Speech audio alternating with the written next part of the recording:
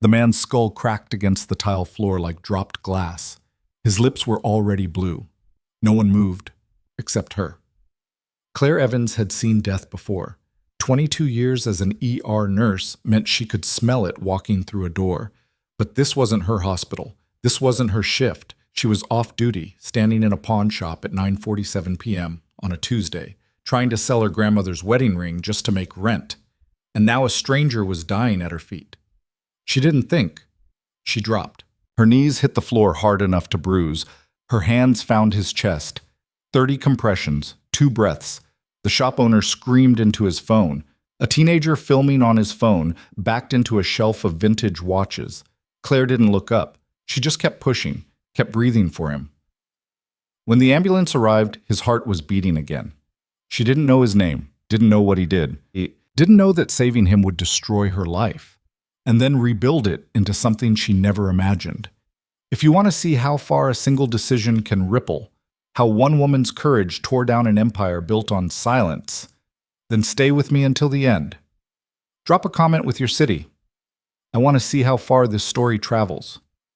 Claire's apartment smelled like burnt coffee and overdue bills. She stood in the kitchen the next morning, staring at the empty spot on her counter where the ring box used to sit. She'd walked out of that pawn shop with $300 in a receipt. The ring was gone. The man was alive. Fair trade, she thought. Her grandmother would have agreed. Her phone buzzed. A text from her coworker, Lena. "You're trending." Claire frowned. She opened Twitter. The video had 4 million views. It was grainy, shot from a bad angle, but clear enough. Her face, her hands. The man's chest rising after 2 minutes of CPR. The comments were a waterfall of praise. Hero, legend.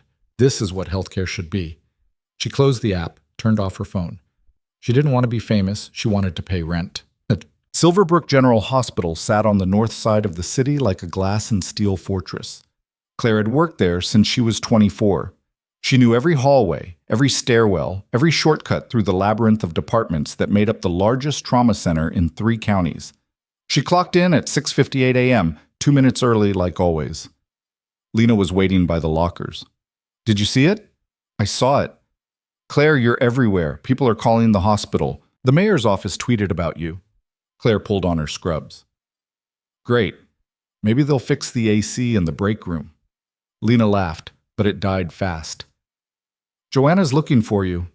Joanna Marks, director of nursing, a woman whose smile never reached her eyes and whose favorite word was protocol. Claire's stomach tightened. "Now?" She sent an email at 6, said it's urgent. Joanna's office was on the 3rd floor, tucked behind a wall of administrative assistants who looked at Claire like she'd tracked mud across a white carpet. One of them buzzed her through without a word. Joanna sat behind a desk that could have doubled as a dining table. She didn't stand when Claire entered, didn't smile. "Sit." Claire sat. Joanna folded her hands. Her nails were perfect. Her blouse was pressed. Everything about her screamed control. "I assume you've seen the video." "I have." "Do you understand what you've done?" Claire blinked. "I saved someone's life.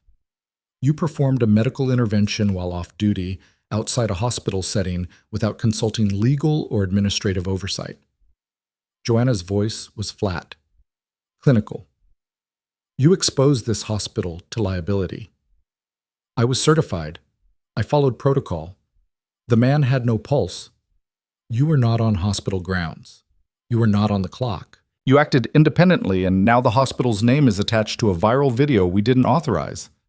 Joanna leaned forward. "Do you know how many lawsuits we're fielding this quarter? How many compliance audits?" Claire's jaw tightened. "He would have died." "That's not the point." "Then what is?" Joanna's eyes were ice. "The point, Ms. Evans, is that you don't get to be a hero on our time. You don't get to make us look negligent by comparison." The words landed like a slap.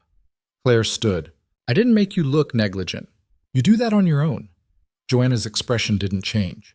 "You're suspended. 2 weeks, unpaid, pending review." "For what?" "Conduct unbecoming, unauthorized representation. Take your pick." Joanna opened a file on her desk. "You're dismissed." Claire turned and walked out before her hands started shaking. That's it. The suspension letter arrived by email before she reached her car. It was 3 pages long. Legal jargon wrapped around a single message. Shut up and disappear. She sat in the parking lot and read it twice. Her phone buzzed, a number she didn't recognize. She answered. Hello? Miss Evans? The voice was male, calm, professional. This is Lieutenant Derek Mallory with the Silverbrook Police Department. We'd like to ask you a few questions about the incident last night. Her chest tightened. What kind of questions? Routine follow-up. The individual you assisted is still under observation. We're gathering statements. Is he okay? A pause. He's stable. Can you come to the station this afternoon? She glanced at the clock. It was barely 8. Sure. What time? 2 o'clock. Ask for me at the front desk. He hung up before she could respond. The Silverbrook PD headquarters was a squat brick building that smelled like old coffee and floor wax. Claire signed in at the front desk and waited. Lieutenant Mallory appeared after 10 minutes. He was younger than she expected, mid-30s, buzz-cut, eyes that didn't blink much. He shook her hand and led her to a small room with a table and 2 chairs. No recording equipment, no mirror, just them. He sat. She sat. First, he said, thank you. What you did took guts. She nodded. Second, I need to know exactly what happened. From the moment you walked into that shop. She told him, every detail. The man stumbling, the collapse, the CPR, the ambulance. Mallory took notes, didn't interrupt. When she finished, he set down his pen. Did he say anything to you before he collapsed? No. Did you notice anyone else in the shop? Anyone following him? She frowned. No, why? Mallory leaned back. The man you saved is named Aaron Cross. He's a contractor, works in logistics. Okay. That's all I can tell you. Claire waited. Mallory's expression didn't change. You did the right thing. But if anyone contacts you, reporters, strangers, anyone asking about him, don't answer. Forward it to me. He slid a card across the table. She picked it up. Why would they contact me? Probably they won't, but if they do. He stood. Thanks for coming in. She walked out more confused than when she'd entered. By the time she got home, the story had evolved. News outlets were running with it. Local nurse saves mystery man in heroic act. The hospital had released a statement. We are reviewing the matter internally and cannot comment further. Translation, we're covering our asses. Her phone rang. Unknown number. She almost didn't answer. Hello? Claire Evans? A woman's voice, sharp, fast. This is Monica Trent with Channel 7 News. We'd love to interview you about... Claire hung up. 3 more calls in the next hour. She stopped answering. That night, she couldn't sleep. She kept replaying Joanna's words. You don't get to be a hero on our time. She'd worked 22 years at that hospital. Doubled shifts when they were short-staffed, trained new hires, covered holidays. She'd held the hands of dying patients when their families didn't show. She'd cleaned up messes no one else wanted to touch. And now she was a liability. She stared at the ceiling until her alarm went off. The second email arrived at 6 a.m. Subject: termination of employment, immediate effect. Claire's hands went numb. She opened it. Dear Ms. Evans, following our internal review, Silverbrook General Hospital has determined that your actions on the evening of April 14th constituted a breach of policy, professional conduct standards, and contractual obligations. Effective immediately, your employment is terminated.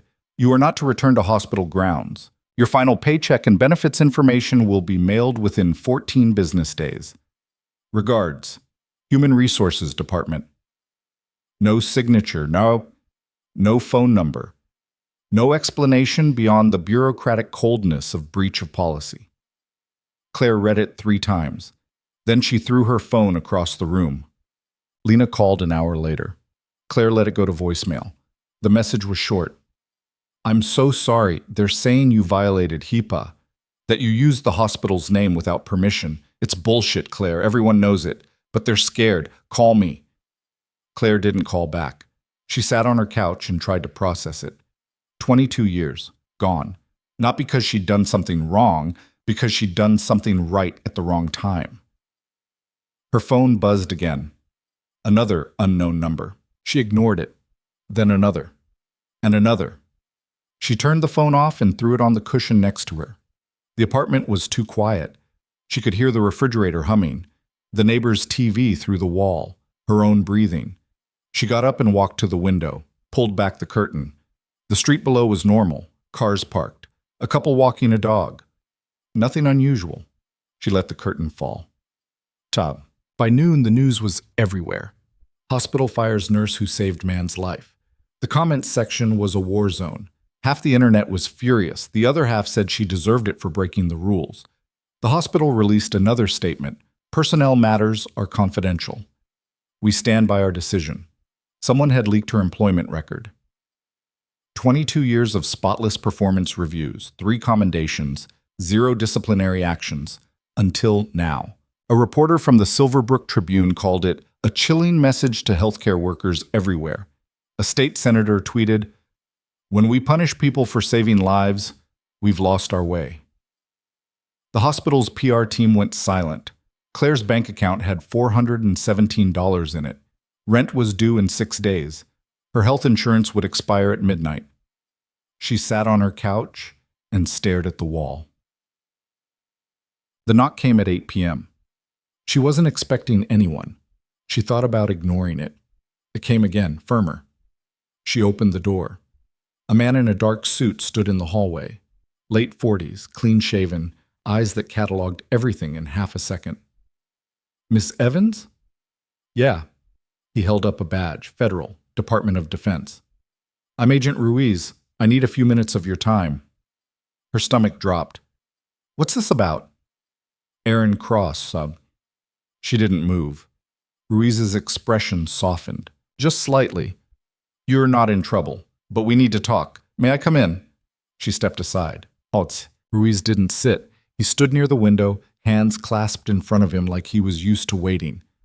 "How much do you know about the man you saved?" he asked. "Nothing. Police said he was a contractor." "That's partially true." Ruiz turned to face her. "Aaron Cross is a senior intelligence operative. He works in counterproliferation, weapons tracking, high-value targets." Claire's pulse spiked. "What does that have to do with me?" "The night you saved him, he was carrying classified information, physical documents, time-sensitive." Ruiz paused. "If he died, those documents would have been compromised, potentially catastrophic." "I didn't see any documents." "I know, but others did, and now there are people very interested in what happened that night." Claire's throat went dry. "What kind of people?" Ruiz didn't answer directly. "Have you noticed anything unusual since the incident? Strangers watching you? Vehicles parked outside?" "No." "Good. Keep it that way. Don't talk to reporters. Don't post online. If anyone approaches you, call me immediately." He handed her a card. Plain white, just a phone number. "Am I in danger?" Ruiz met her eyes. "I don't think so, but Cross's work makes enemies, and right now you're connected to him. That makes you visible." "The hospital fired me." "I know. So what am I supposed to do?" Ruiz's jaw tightened. "For now, lay low. We're handling it." "Handling what?" He moved toward the door. "I'll be in touch." "Wait." But he was already gone. Walked. Claire locked the door, checked the windows, pulled the curtains. She sat on the couch and stared at the card. Just a number. No name. No agency. Her phone buzzed. Unknown number. She answered without thinking. "Hello?" Silence. Then breathing. "Who is this?" A click. The line went dead. Claire's hands were shaking. She dialed Ruiz's number. It rang 4 times, then voicemail. No message. Just a beep. "This is Claire Evans. Someone just called me. I think—" She stopped. "Just call me back." She hung up. The apartment was too quiet. She got up, locked the deadbolt, put a chair under the doorknob. Then she sat in the dark and waited. Sleep didn't come easy. When it did, it was shallow and fractured. She woke at 2 a.m. to the sound of a car door slamming outside. She went to the window, but saw nothing. At 4 a.m., she gave up and made coffee. By sunrise, her nerves were shot. She kept checking her phone. No messages, no calls. At 7:30, Lena texted, "Can we meet? I need to talk to you." Claire stared at the message, then typed back, "Where?" "Coffee place on 3rd. 9 o'clock? Okay." The coffee shop was half empty. Lena was already there, sitting in a corner booth with her back to the wall. She looked tired, older than she had 2 days ago. Claire slid into the seat across from her. "Thanks for coming," Lena said. "What's going on?" Lena glanced around, then leaned in. "They're going after everyone who supported you." Claire's stomach sank. "What do you mean?" "Joanna held a meeting yesterday. Said anyone caught talking to the media about you would be terminated. Anyone who posted anything online defending you would face disciplinary action." Lena's voice dropped. 2 nurses were written up this morning for liking tweets that called the hospital out. Claire felt sick. "Are you serious?" "They're scared, Claire.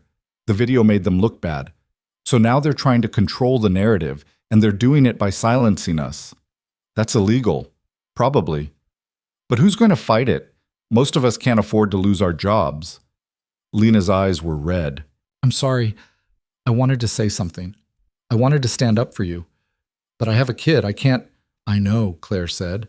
"I get it." Lena looked down at her coffee. "There's something else." "What?" "There's a rumor going around about the guy you saved." Claire went still. "What kind of rumor?" "That he wasn't just some random contractor, that he's military or intelligence, and that the hospital knew." Lena looked up. "They're saying Joanna got a call the night it happened. Before the video went viral, someone told her to keep it quiet." "Who?" "I don't know. But the timing's weird, right? You save a guy's life, and 12 hours later you're fired?" Claire's mind was racing. "Did anyone else hear this?" "Just whispers. People are afraid to talk." Lena reached across the table and squeezed Claire's hand. "Be careful. I don't think this is over." Claire left the coffee shop and walked 3 blocks before she felt like she could breathe again. Her phone rang. "Ruiz." She answered. "Hello? Where are you?" His voice was clipped. "Walking home. Why?" "Don't go home. Not yet." Her pulse spiked. "What's wrong?" "We need to talk, in person. There's a parking garage on 5th and Maple, 3rd floor, 20 minutes. "Why can't we—" "20 minutes, Ms. Evans?" He hung up. The parking garage smelled like oil and concrete. Claire took the stairs to the 3rd floor. It was nearly empty. Just a few cars scattered across the lot. Ruiz was leaning against a black sedan. He straightened when he saw her. "What's going on?" she asked. "Aaron Cross was moved to a secure facility last night," Ruiz said. "Standard procedure after an incident like this. But there was a problem." "What kind of problem?" "The transport convoy was ambushed. 3 agents injured. Cross is missing." Claire's legs went weak. "Missing? We don't know if he was taken or if he escaped. We're still piecing it together." Ruiz's expression was grim. "But here's what we do know. Whoever hit that convoy knew the route, knew the timing. That information was classified." "You think there's a leak?" "I know there's a leak." Ruiz crossed his arms. "And right now, you're one of the few people with a direct connection to Cross, which makes you a target." "For who?" "We're not sure yet, but until we find Cross and plug the leak, you're vulnerable." Claire's mind was spinning. "So what do I do?" "You stay low. You don't talk to anyone. You don't go anywhere alone." He pulled out his phone and showed her a photo. "Recognize this man?" The image was grainy, pulled from security footage. A man in a baseball cap and jacket. Mid-40s. Nondescript. "No," Claire said. "Should I?" "He was at the pawn shop the night you saved Cross. He left right after the ambulance arrived." Ruiz pocketed the phone. "We've been trying to ID him. So far, nothing." "You think he's involved?" "I think he was watching. And if he was watching then, he might be watching now." Claire felt cold. "What do you want me to do?" "For now? Go home. Lock your doors. Don't open them for anyone except me. I'll have someone keep an eye on your building." "For how long?" "Until we find Cross." No. Claire went home, locked the doors, closed the blinds. She sat on the couch and tried to make sense of it all. A man she didn't know. A life she'd saved without thinking. And now people were hunting him. Maybe hunting her. Her phone buzzed. A text from an unknown number. You should have stayed out of it. Her blood ran cold. She screenshotted the message and forwarded it to Ruiz. His reply came 30 seconds later. Don't respond. I'm sending someone now. She set the phone down and stood up. Walked to the window. Pulled the curtain back just enough to see the street. A dark SUV was parked across the street. Engine off. Windows tinted. It hadn't been there 10 minutes ago. To meet. The knock came 5 minutes later. Ms. Evans, federal agent, open up. She looked through the peephole. A woman, 30s, short hair, badge visible. Claire opened the door but kept the chain on. ID. The woman held it up. FBI. Agent Kira Voss, Agent Ruiz sent me. Can I come in? Claire unhooked the chain. Voss stepped inside and immediately went to the window. She glanced out, then pulled the curtain shut. You see the SUV? Yeah? It's ours, 2 agents. They'll stay there until we have a better handle on the situation. Voss turned to face her. Ruiz filled me in. I'm here to make sure you're safe. Safe from who? We're still working that out. Voss sat down on the arm of the couch. But here's what we know. Aaron Cross was working on something big. A trafficking network. Weapons. The kind of stuff that gets people killed if they get too close. Claire's stomach turned. And I'm involved because I saved him? You're involved because someone thinks you know something. I don't know anything. Doesn't matter. Perception is reality in this business. Voss pulled out her phone. Did Cross say anything to you before he collapsed? Even something small? No, he just fell. You're sure? Claire thought back. The pawn shop, the man stumbling, his face pale, his hand reaching out. Wait. He grabbed my wrist, she said slowly. Voss sat up. What? Just for a second, right before he went down, he grabbed my wrist. I thought he was just trying to steady himself. Did he say anything? No, just... He looked at me, like he was trying to tell me something. Voss leaned forward. Show me. Your wrist. Claire held out her arm. Voss examined it, then pulled out a small flashlight and shined it on Claire's skin. There, barely visible, a smudge of ink. Numbers. Voss took a photo, then looked at Claire. Did you wash your hands after? I don't think so. I was in shock. The ambulance came, they took him, and I just left. Voss was already typing on her phone. These numbers, they could be coordinates or a code. Either way, Cross marked you. Marked me? He gave you information, and he did it in a way that wouldn't be obvious.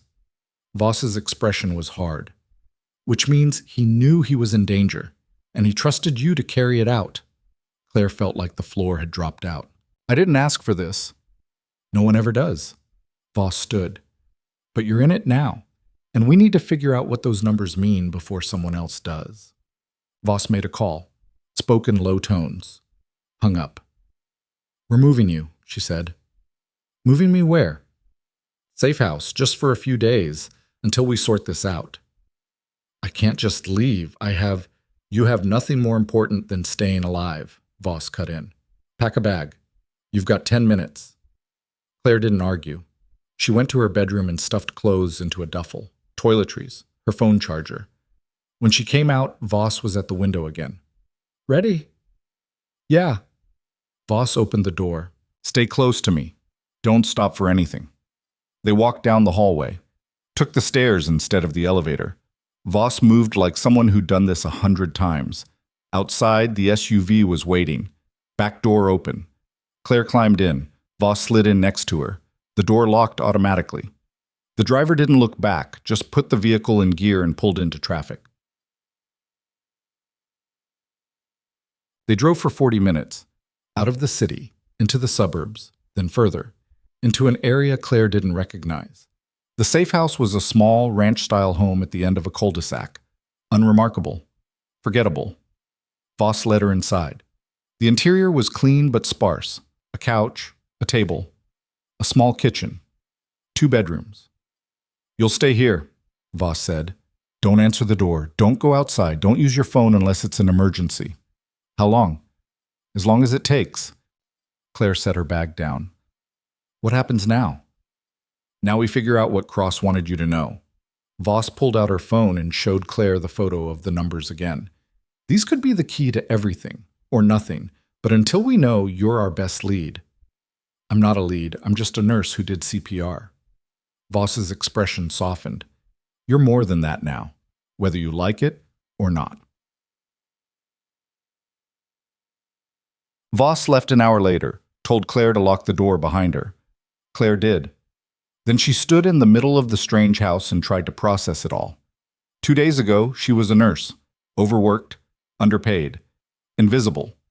Now she was in a safe house, protected by federal agents, marked by a man she'd never met. She sat on the couch and stared at her wrist. The numbers were still there, faint but legible. She pulled out her phone, opened the Notes app, typed them in. 38.9072/-77. 0369. She stared at them. Then she opened Google Maps and entered the coordinates. The pin dropped on a location in Washington, D.C., the National Archives. Her phone buzzed. A text from Voss. Don't do anything stupid. Claire's heart skipped. She typed back, How did you know? We're monitoring your phone for your safety. Don't go digging. Let us handle it. Claire set the phone down, but her mind was already racing. Why would Cross mark her with coordinates to the National Archives? What was there, and why did it matter enough to risk his life? She didn't sleep that night, just sat on the couch and stared at the numbers on her wrist. At 3 a.m., her phone rang. Ruiz. She answered. Hello? We found him. Her breath caught. Cross? He's alive, barely. He's asking for you. For me? Why? I don't know, but he won't talk to anyone else. Ruiz's voice was tight. We're sending a car. Be ready in 10 minutes. Where are we going? Walter Reed. He's in critical condition. This might be your only chance to talk to him. The line went dead. Claire stood. Her hands were shaking. 10 minutes. She grabbed her jacket, her shoes. Headlights flashed through the window. The car was here. She opened the door. A different agent. Young. Professional. Ms. Evans? Yeah. Let's go. She climbed into the back seat. The car pulled away. And for the first time since this started, Claire felt like she was moving toward answers instead of away from them. Walter Reed Medical Center loomed like a fortress. The car pulled up to a side entrance. 2 armed guards stood at the door. The agent led Claire through a maze of hallways, down an elevator, into a restricted wing. Ruiz was waiting outside a room. He looked exhausted. He's weak, Ruiz said. You've got 5 minutes, maybe less. What do I ask him? Whatever he wants to tell you. Ruiz opened the door. The room was dim. Machines beeped softly. Aaron Cross lay in the bed, pale and bruised. An IV in his arm, bandages across his chest. He opened his eyes when she entered. You came, he rasped. Claire stepped closer. They said you wanted to see me. I did. He coughed, winced. You saved my life. I was just doing my job. No. His voice was thin but firm. You were the only one who moved. Everyone else froze. You didn't. She didn't know what to say. Cross reached out. His hand trembled. The numbers. On your wrist. You found them? Yeah. Good. He closed his eyes. I couldn't risk carrying it. They were already watching, so I gave it to you. What is it? Proof. He opened his eyes. There's a file. National Archives, buried deep. It exposes a trafficking ring. Weapons, officials, people you wouldn't believe. Claire's pulse hammered. Why me? Because you're not part of the system. You're clean. They can't touch you the way they can touch us. He coughed again. Blood flecked his lips. Get the file. Give it to Ruiz. He'll know what to do. Why can't you just tell him? Cross's expression darkened. Because I don't know who else is compromised. But you. You're outside. You're safe. I don't feel safe. You will be. Once this is over. His hand tightened on hers. Promise me. Promise you'll get it. Claire looked at him. This man she'd saved. This stranger who'd marked her with a burden she never asked for. I promise. Cross exhaled, relaxed. Good. A monitor started beeping faster. A nurse rushed in. You need to leave, now. Claire backed toward the door. Cross's eyes locked on hers one last time. Thank you, he whispered. Then the room erupted into chaos. Doctors, nurses, machines screaming. Ruiz pulled Claire out into the hallway. What did he say? Ruiz demanded. Claire's mind was spinning.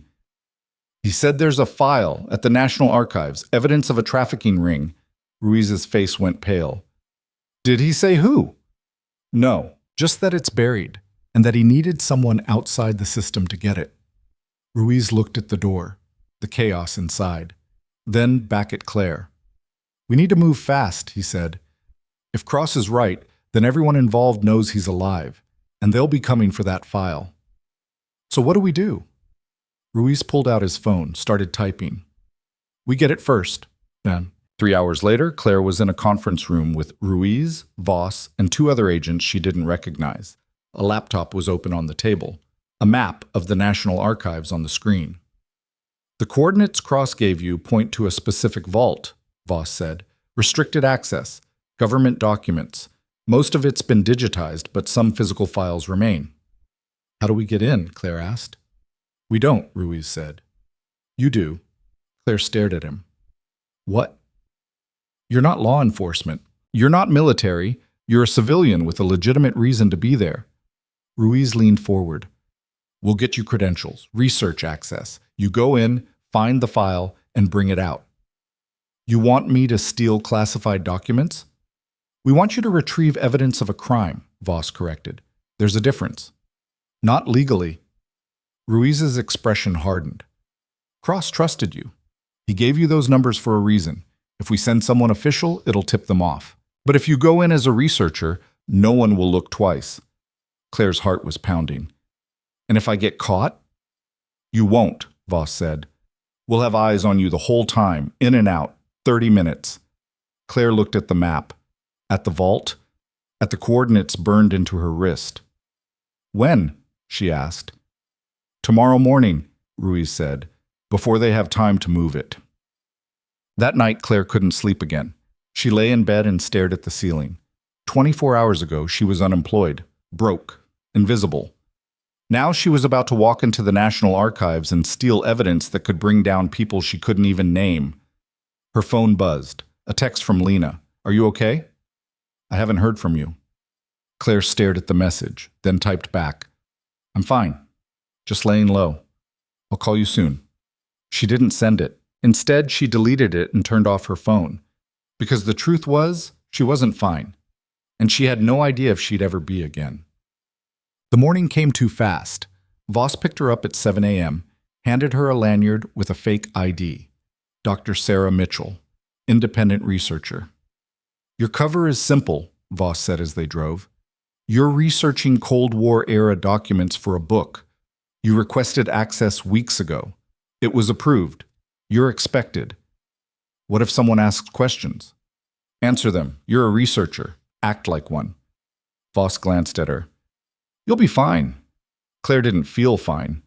They pulled up to the archives, a massive building, imposing. Voss handed her an earpiece. We'll be listening. If anything goes wrong, say the word assistance and we'll pull you out. Claire put the earpiece in. And the file? Vault 12, Section D, Row 38, Box 471. It'll be marked with a red stripe. Voss pulled up a photo on her phone. Get it and walk out. Don't run. Don't hesitate. Just walk. Claire took a breath. Okay. She got out of the car and walked toward the entrance. Her hands were shaking. She forced them still. Inside, the archives were quiet, reverent. A security guard checked her ID, scanned her bag. Purpose of visit? Research, Claire said. Her voice was steady. Cold War documents. He nodded, waved her through. She followed the signs to the research wing, down a corridor, through a set of double doors. A librarian sat at a desk. Older woman, glasses. Name? Dr. Sarah Mitchell. The librarian typed into her computer, nodded. You're cleared for Vault 12. Section D, sign here. Claire signed. The librarian handed her a key card. 30 minutes. If you need more time, let me know. Thank you.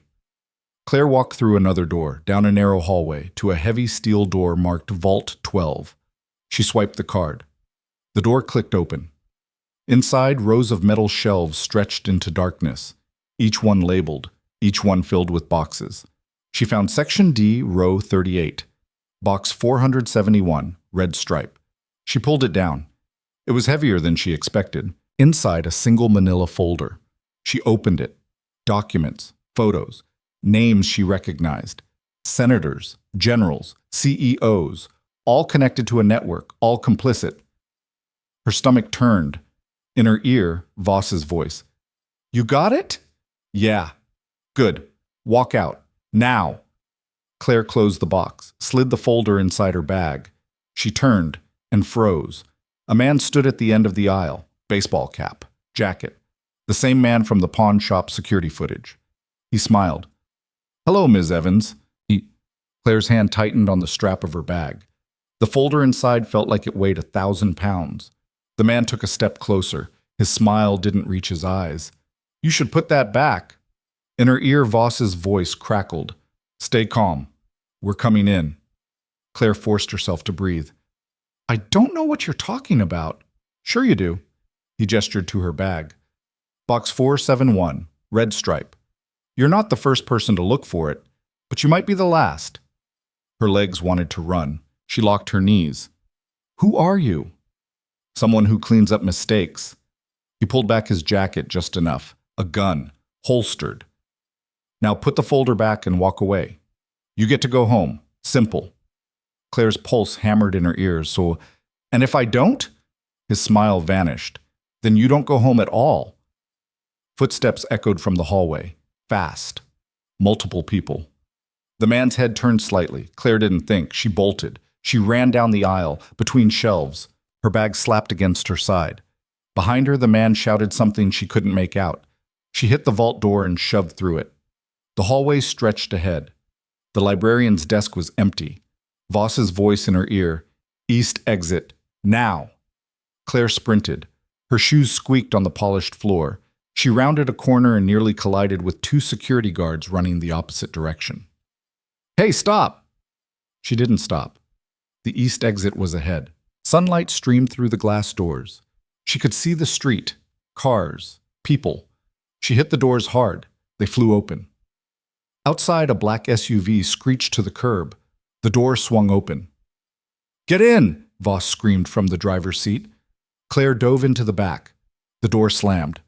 Voss punched the gas before Claire even had her seatbelt on. The SUV fishtailed into traffic. Horns blared. Voss cut across 2 lanes and blew through a red light. Claire twisted in her seat. Through the rear window, she saw the man in the baseball cap standing on the steps of the archives, watching them disappear. He wasn't running, wasn't calling for backup. He was just watching. Who the hell was that? Claire gasped. Voss's knuckles were white on the wheel. Someone who shouldn't have known you were there. They drove for 20 minutes. Voss didn't speak, just drove. Hard turns, side streets, doubling back. Finally, she pulled into an underground parking garage. Killed the engine. Silence. Voss turned in her seat. Let me see it. Claire pulled the folder from her bag and handed it over. Voss flipped it open. Her face went pale. She flipped through the pages faster. Photos, documents, lists of names. Jesus, she whispered. What is it? Voss closed the folder. This is bigger than we thought. How big? Senate Intelligence Committee big. Pentagon big. People who can make entire cases disappear. Voss looked at Claire. Cross wasn't exaggerating. This is a kill list waiting to happen. Claire's stomach turned. So what do we do? We get this to Ruiz. He'll know who to trust. Voss pulled out her phone. Dialed. It rang twice before someone picked up. It's me, Voss said. We have it, but we had contact. Someone was waiting. A pause. Voss's face tightened.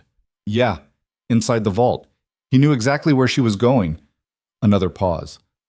I don't know how, but we need to move. Now. She hung up. What did he say? Claire asked. He's meeting us at a secondary location, somewhere off the grid. Voss started the engine again. Until then, we don't stop moving. Schwab. The secondary location turned out to be a storage facility on the outskirts of the city.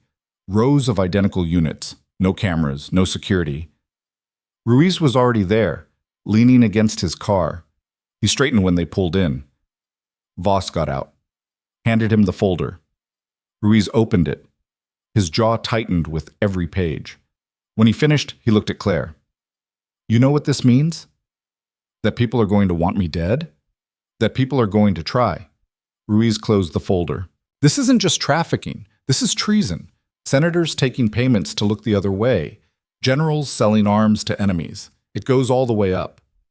Claire felt cold. How far up? Ruiz didn't answer. He pulled out his phone and made a call. Spoke in low tones. Hung up.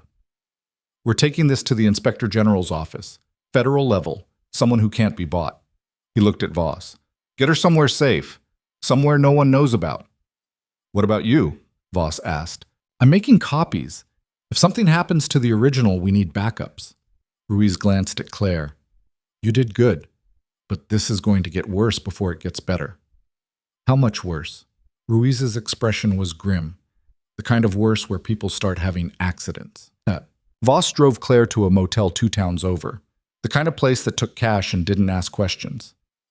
Stay here, Voss said. Don't leave. Don't call anyone. I'll be back in a few hours. Where are you going? To make sure Ruiz doesn't get himself killed. Voss handed her a burner phone. This is clean. Only Ruiz and I have the number. If anyone else calls, don't answer. She left. Claire locked the door behind her, drew the curtains, sat on the edge of the bed. The room smelled like bleach and old cigarettes. The TV didn't work. The shower dripped. She stared at the burner phone. Hours passed. No call. She tried to sleep. Couldn't. Her mind kept replaying the man in the vault. His smile. The way he'd stood on the steps and watched them drive away. Like he wasn't worried. Like he knew something she didn't. At midnight, the burner phone rang. She grabbed it. Hello? It's Ruiz. We have a problem. Her chest tightened. What kind of problem?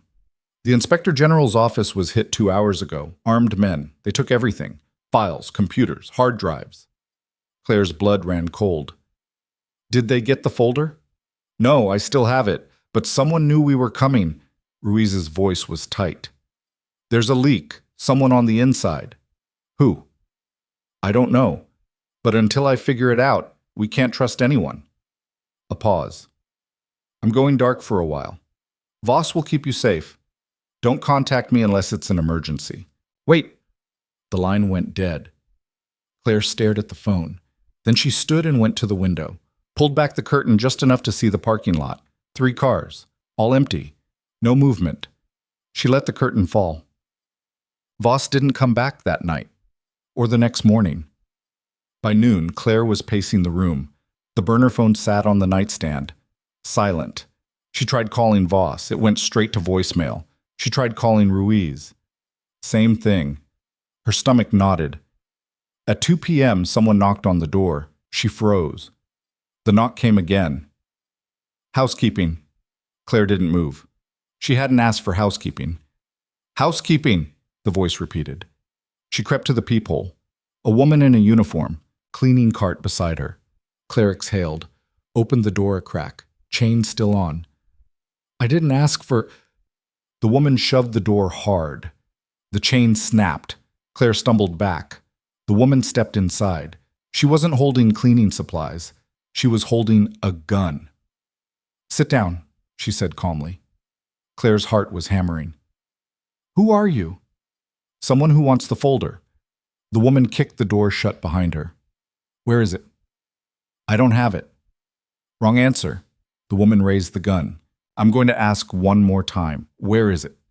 Claire's mind raced. The folder was with Ruiz, but if she said that, this woman would kill her and go after him. It's in a locker, Claire lied. Bus station, downtown. The woman's eyes narrowed. Which locker? I don't remember the number. I have the key. Show me. Claire moved slowly toward her bag. Her hands were shaking. She unzipped the front pocket, pulled out her car keys. The woman stepped closer. That's not a locker key. It's mixed in with... Claire threw the keys at her face. The woman flinched. Claire lunged, grabbed the woman's wrist, slammed it against the wall. The gun went off.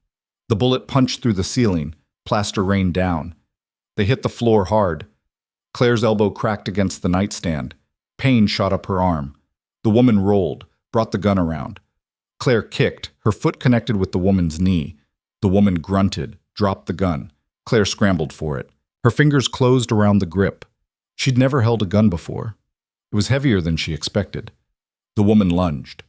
Claire pulled the trigger. The shot was deafening in the small room. The woman collapsed. Blood bloomed across her shoulder. Claire's ears were ringing. Her hands wouldn't stop shaking. The woman groaned, tried to get up. Claire backed toward the door, gun still raised. "Don't move," she said. Her voice didn't sound like her own. The woman slumped against the bed. "You're dead. You know that? They'll never stop."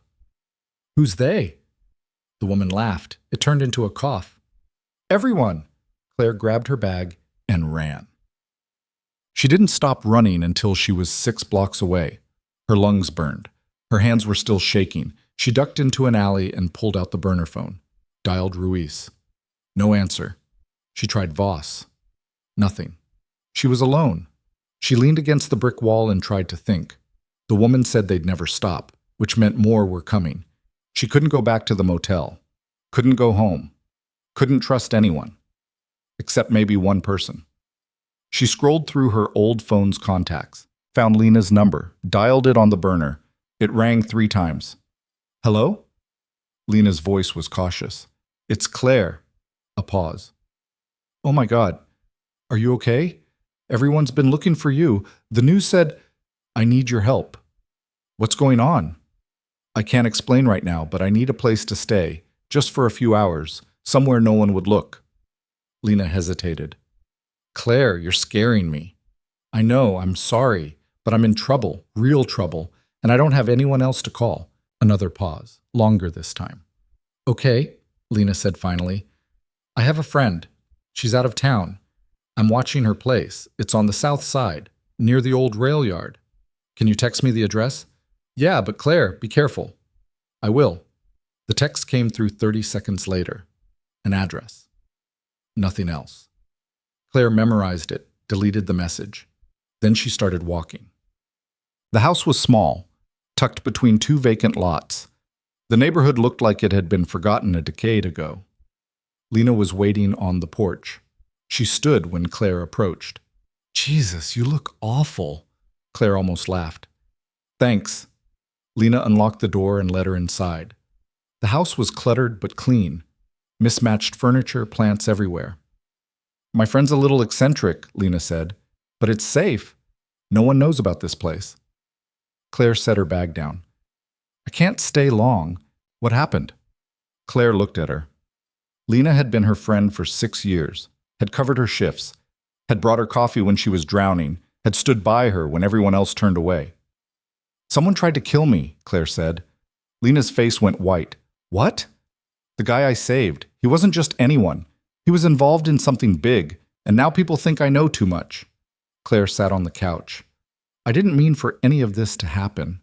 Lena sat beside her. "What are you going to do?" "I don't know. The people who are protecting me aren't answering, and the people who want me dead know where I am." Claire looked at her hands. They'd stopped shaking, finally. "I think I'm out of options." "There's always options," Lena said. "You just have to find them." Claire wanted to believe her, but the woman's words kept echoing in her head. They'll never stop. She stayed at the house for 3 hours. Lena made coffee. They didn't talk much, just sat. At 6 p.m., the burner phone rang. Claire grabbed it. "Hello?" "It's Voss. Where are you?" Relief flooded through her. "Safe. For now. What happened? I tried calling. Someone hit our safe house. Ruiz and I barely got out." Voss's voice was strained. "We're regrouping, but we need that folder. Where is it?" "Ruiz has it." "No, he doesn't. He said he gave it to you for safekeeping." Claire's stomach dropped. "He didn't give me anything. He said he was making copies." Silence on the other end. "Voss?" "Claire, if you don't have it and Ruiz doesn't have it, then someone already took it." Voss swore. Where's Ruiz now? I don't know. I tried calling him. He didn't answer. How long ago? 4 hours. More silence. Then, I'm going to find him. Stay where you are. Don't move. Don't trust anyone. Not even you? Voss's laugh was bitter. Especially not me. The line went dead. Claire set the phone down, looked at Lena. I need to go. Go where? I don't know yet, but I can't stay here. If they find me, you'll be in danger too. Lena stood. Then I'm coming with you. No. Claire, you can't do this alone. I don't have a choice. Yes, you do. You can let someone help you. Lena grabbed her jacket. I'm coming. Don't argue. Claire wanted to argue, but the truth was she was terrified of being alone again. Okay, she said, but if things get bad, you run. You don't look back. Deal. They left the house at dusk, walked 3 blocks to where Lena had parked her car, an old sedan, dented bumper, rust on the fender. It's not much, Lena said, but it runs. They got in. Lena started the engine. Where to? She asked. Claire thought about it. Ruiz wasn't answering. Voss was hunting for him. The folder was missing, and somewhere out there, people were still coming for her. The hospital, Claire said. Lena frowned. Why? Because that's where this started, and maybe that's where the answers are. Silverbrook General looked different at night. The lights in the ER were too bright, the parking lot too empty. Lena parked in a far corner, killed the engine. What are we looking for? She asked. I don't know yet. Claire stared at the building. But Joanna fired me the same day I saved Cross. Before the video even went viral, someone told her to do it. You think she's involved? I think someone is, and she knows who. They got out of the car, walked toward the building. The night air was cold. Claire pulled her jacket tighter. The ER entrance was busy. Ambulances, patients, nurses rushing between rooms. No one looked at them twice. They slipped inside. Lena led the way. She knew the building as well as Claire did. They took the back stairs, avoided the main hallways. Joanna's office was on the 3rd floor. The lights were off. Claire tried the door. Locked. Lena pulled a bobby pin from her hair. Step back. You know how to pick locks? I have skills you don't know about. Lena worked the pin into the lock. 30 seconds later, the door clicked open. They stepped inside. Joanna's office looked the same, immaculate desk, perfect files, everything in its place. Claire went to the desk, started opening drawers. What are we looking for? Lena whispered. Anything that connects her to Cross, or to the people who want that folder. The first 3 drawers were useless. Office supplies, personnel files, budget reports. The 4th drawer was locked. Claire grabbed a letter opener from the desk and jammed it into the lock. It didn't budge. Let me try. Lena pushed her aside. She worked the bobby pin again. The lock clicked. Inside, a single folder. Claire pulled it out, opened it. Her own employment record stared back at her. 22 years of evaluations, commendations. And at the bottom, a handwritten note. Terminate immediately. Do not provide cause. Approved by R. Whitmore. Who's R. Whitmore? Lena asked. Claire's blood ran cold. Robert Whitmore, Chief of Surgery. Why would he want you fired? Claire flipped through the rest of the folder, found a second document, a payment receipt.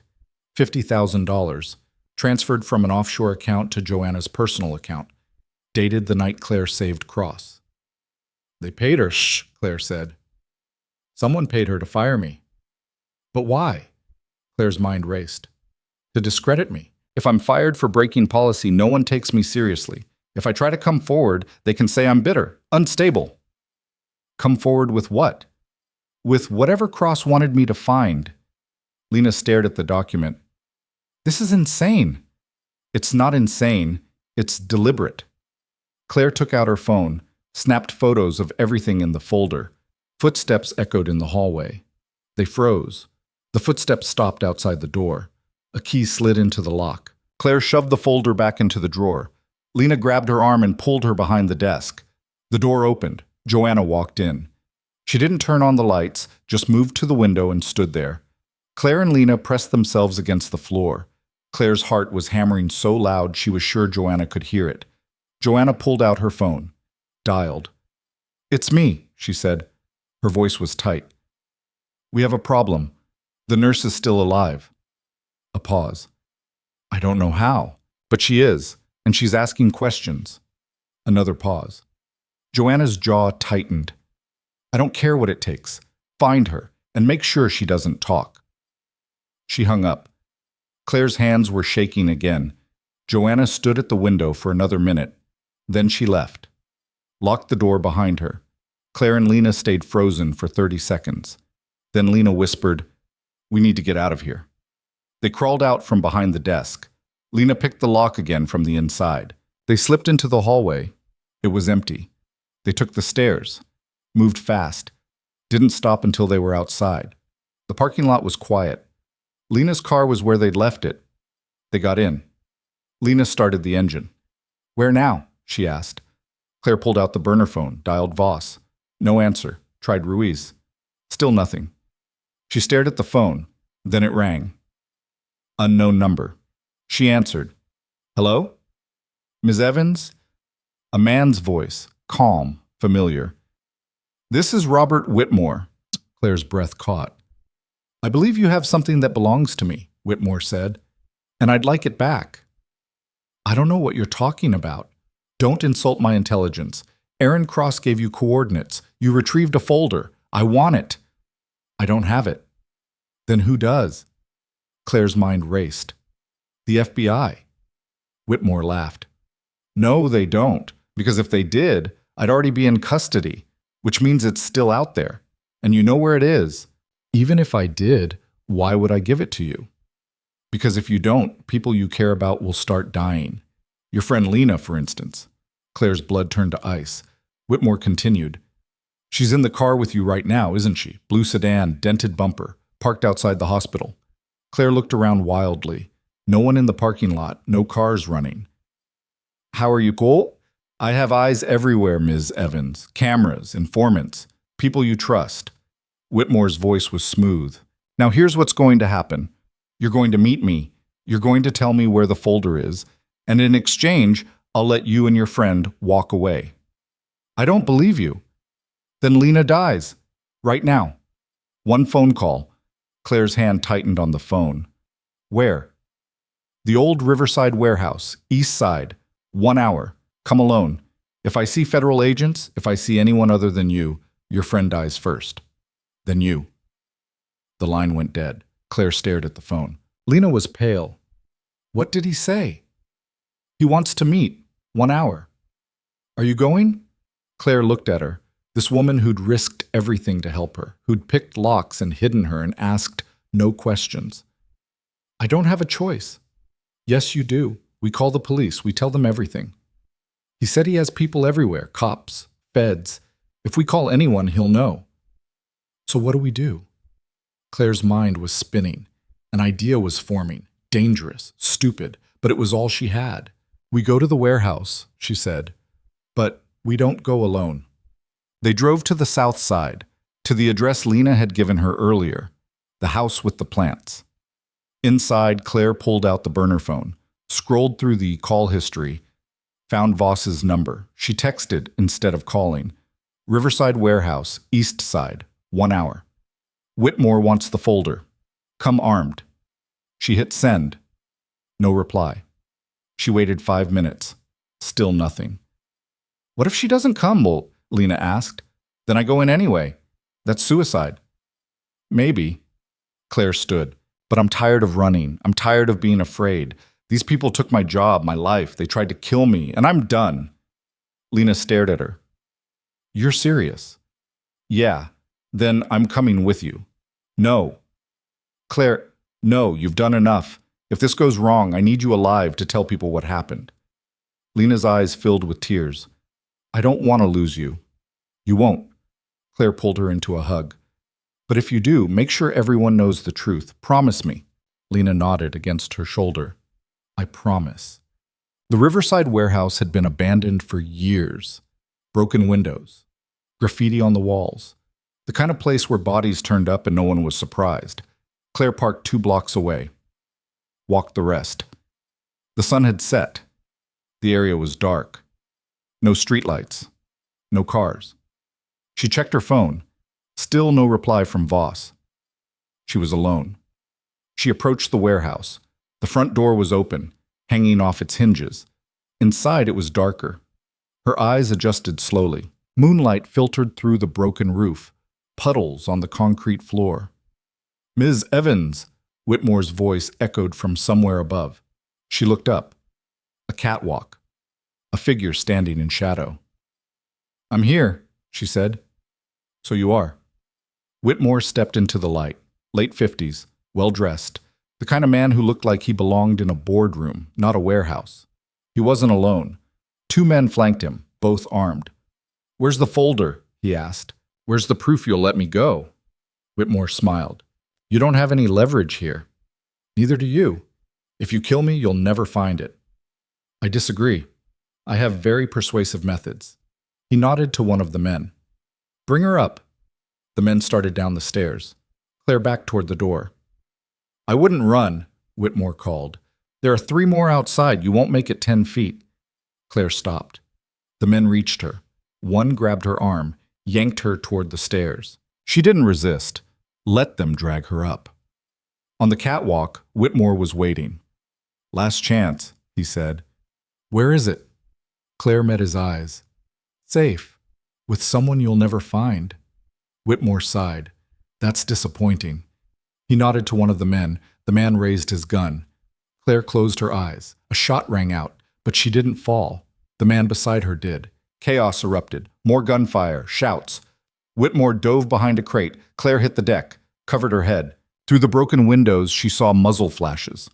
Federal agents, pouring in through every entrance. Voss's voice boomed through a megaphone. "Federal agents, drop your weapons!" Whitmore's men returned fire. Bullets pinged off metal, ricocheted off concrete. Claire crawled toward the stairs. Her ears were ringing. Her heart was trying to punch through her ribs. A hand grabbed her ankle. Whitmore. His face was twisted with rage. "You set me up!" he snarled. Claire kicked. Her heel connected with his jaw. He let go. She scrambled down the stairs. Agents were everywhere now, shouting, cuffing Whitmore's men. Voss appeared beside her. "You okay?" Claire nodded, couldn't speak. "We got him," Voss said. "It's over." But it wasn't. A gunshot cracked from above. Voss's eyes went wide. She staggered. Blood spread across her chest. She collapsed. Claire screamed, dropped beside her, pressed her hands against the wound. "Stay with me," Claire begged. Voss's eyes were unfocused. "Folder, Rui... Don't talk, just stay awake." More agents swarmed in. Someone was shouting for a medic. Claire kept pressure on the wound. Blood seeped between her fingers. Voss's hand found hers, squeezed weakly. "You did it," she whispered. Then her eyes closed. The medics arrived, pushed Claire aside, worked frantically. Claire stood, turned. Whitmore was in cuffs, being dragged toward a van. He looked at her, smiled. "This isn't over," he said. "You think I'm the top? I'm just middle management." The agents shoved him into the van. Claire watched it drive away. Then she looked around. The warehouse was crawling with feds. Evidence markers everywhere, bullet casings, blood. An agent approached her, young, professional. "Ms. Evans, we need you to come with us for your statement." She nodded numbly. They led her to a car. She got in. As they pulled away, she looked back at the warehouse. Voss was on a stretcher. They were loading her into an ambulance. Claire didn't know if she was alive or dead. The agent driving glanced at her in the rearview mirror. "You're safe now." Claire didn't respond, because Whitmore's words were echoing in her head. "I'm just middle management. If he wasn't the top, then who was? And how high did this go?" The car turned onto the highway, headed toward the federal building. Claire stared out the window, watched the city lights blur past. Her phone buzzed. She pulled it out. A text from an unknown number. "Well done, but you're not finished yet. Check your old locker at the hospital." Box 471 was a decoy.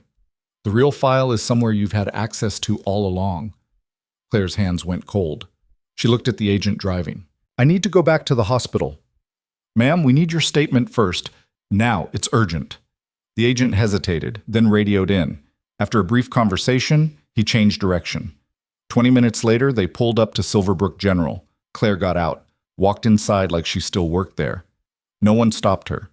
She took the stairs to the staff lounge, found her old locker, the one she'd used for 22 years.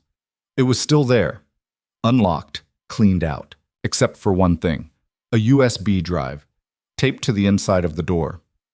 Her hands shook as she peeled it off. On the drive, a label, the Realbox 471. She stared at it. Someone had planted this here, recently.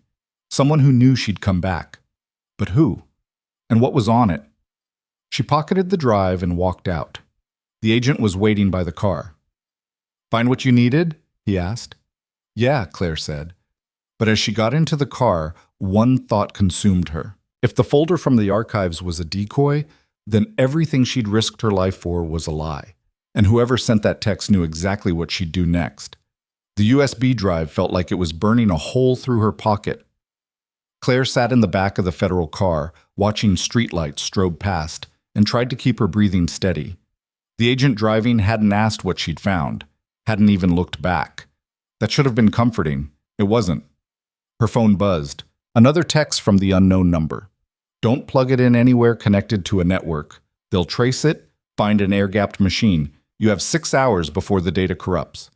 Claire typed back, Who are you? The reply came instantly. Someone who wants the same thing you do, justice. But you're running out of time. The car pulled up to the federal building downtown. Concrete and glass. Lights on in half the windows, even though it was past midnight. The agent opened her door. This way, Ms. Evans. She followed him inside. Through security, down a hallway that smelled like burnt coffee and floor polish, into a small conference room with a table, 4 chairs, and a mirror that was definitely two-way glass. Someone will be with you shortly, the agent said. Then he left. Claire sat, pulled out the USB drive, turned it over in her hands. 6 hours before the data corrupts. That meant it was programmed to self-destruct, which meant whoever sent it knew exactly how much time she had before evidence disappeared forever. The door opened. Ruiz walked in. He looked like he hadn't slept in 3 days. His tie was gone. His shirt wrinkled, but he was alive. You're okay, Claire said. Barely. He sat across from her. Voss? I don't know. They took her away in an ambulance. She was... Claire's voice cracked. There was a lot of blood.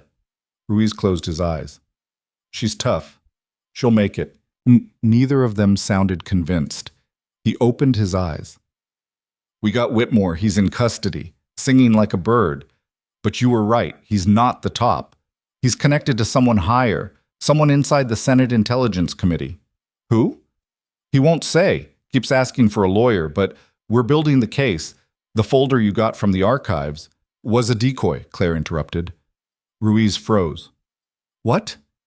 She pulled out the USB drive, set it on the table between them. I got a text. Someone told me the real evidence is on this. Ruiz stared at the drive like it might explode. Who sent it? I don't know, but they said I have 6 hours before it self-destructs, and that I can't plug it into anything networked. That's convenient. You think it's a trap? I think everything about this case has been a trap. Ruiz picked up the drive, examined it. But if there's even a chance this is real, we can't ignore it. So what do we do? Ruiz stood. We find a computer that's completely offline, and we see what's on this thing. The tech lab was in the basement. Rows of equipment, monitors everywhere. A young woman with purple hair and a federal ID badge sat at one of the stations. This is Dakota, Ruiz said. She's our digital forensics specialist. If there's malware on this thing, she'll find it. Dakota held out her hand. Claire gave her the drive. Dakota plugged it into an isolated machine. No network cables, no Wi-Fi. The screen flickered to life. A single folder appeared, labeled Revelation. Dakota clicked it. Inside, hundreds of files, documents, audio recordings, video footage, bank transfers. Dakota's eyes widened. Holy hell! Ruiz leaned over her shoulder. What is it? Everything. Dakota scrolled faster. Names, payments, shipment routes. This is a complete breakdown of a trafficking network spanning 15 countries. Claire stepped closer. On screen, a video file labeled Confirmation. Dakota clicked it. The footage was grainy, shot from a hidden camera, a conference room. 5 people sitting around a table. One of them was Robert Whitmore. Another was a woman Claire recognized from the news, Senator Patricia Holloway, chair of the Senate Intelligence Committee. The audio crackled to life. The shipment clears customs in 48 hours, Whitmore said on the recording. Once it's distributed, we'll have full market penetration in the Eastern Corridor. Senator Holloway leaned forward. And Cross? Contained. He doesn't know the full scope. If he tries to surface anything, we'll handle it. Make sure you do. If this gets out, we're all going to prison. Whitmore smiled. It won't get out. The video ended.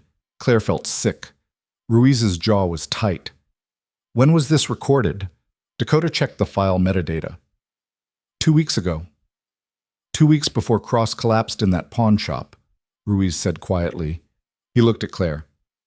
He must have recorded this, kept it as insurance. But why give it to me? Claire asked. Why not go straight to the authorities? Because he didn't know who to trust. Ruiz gestured to the screen.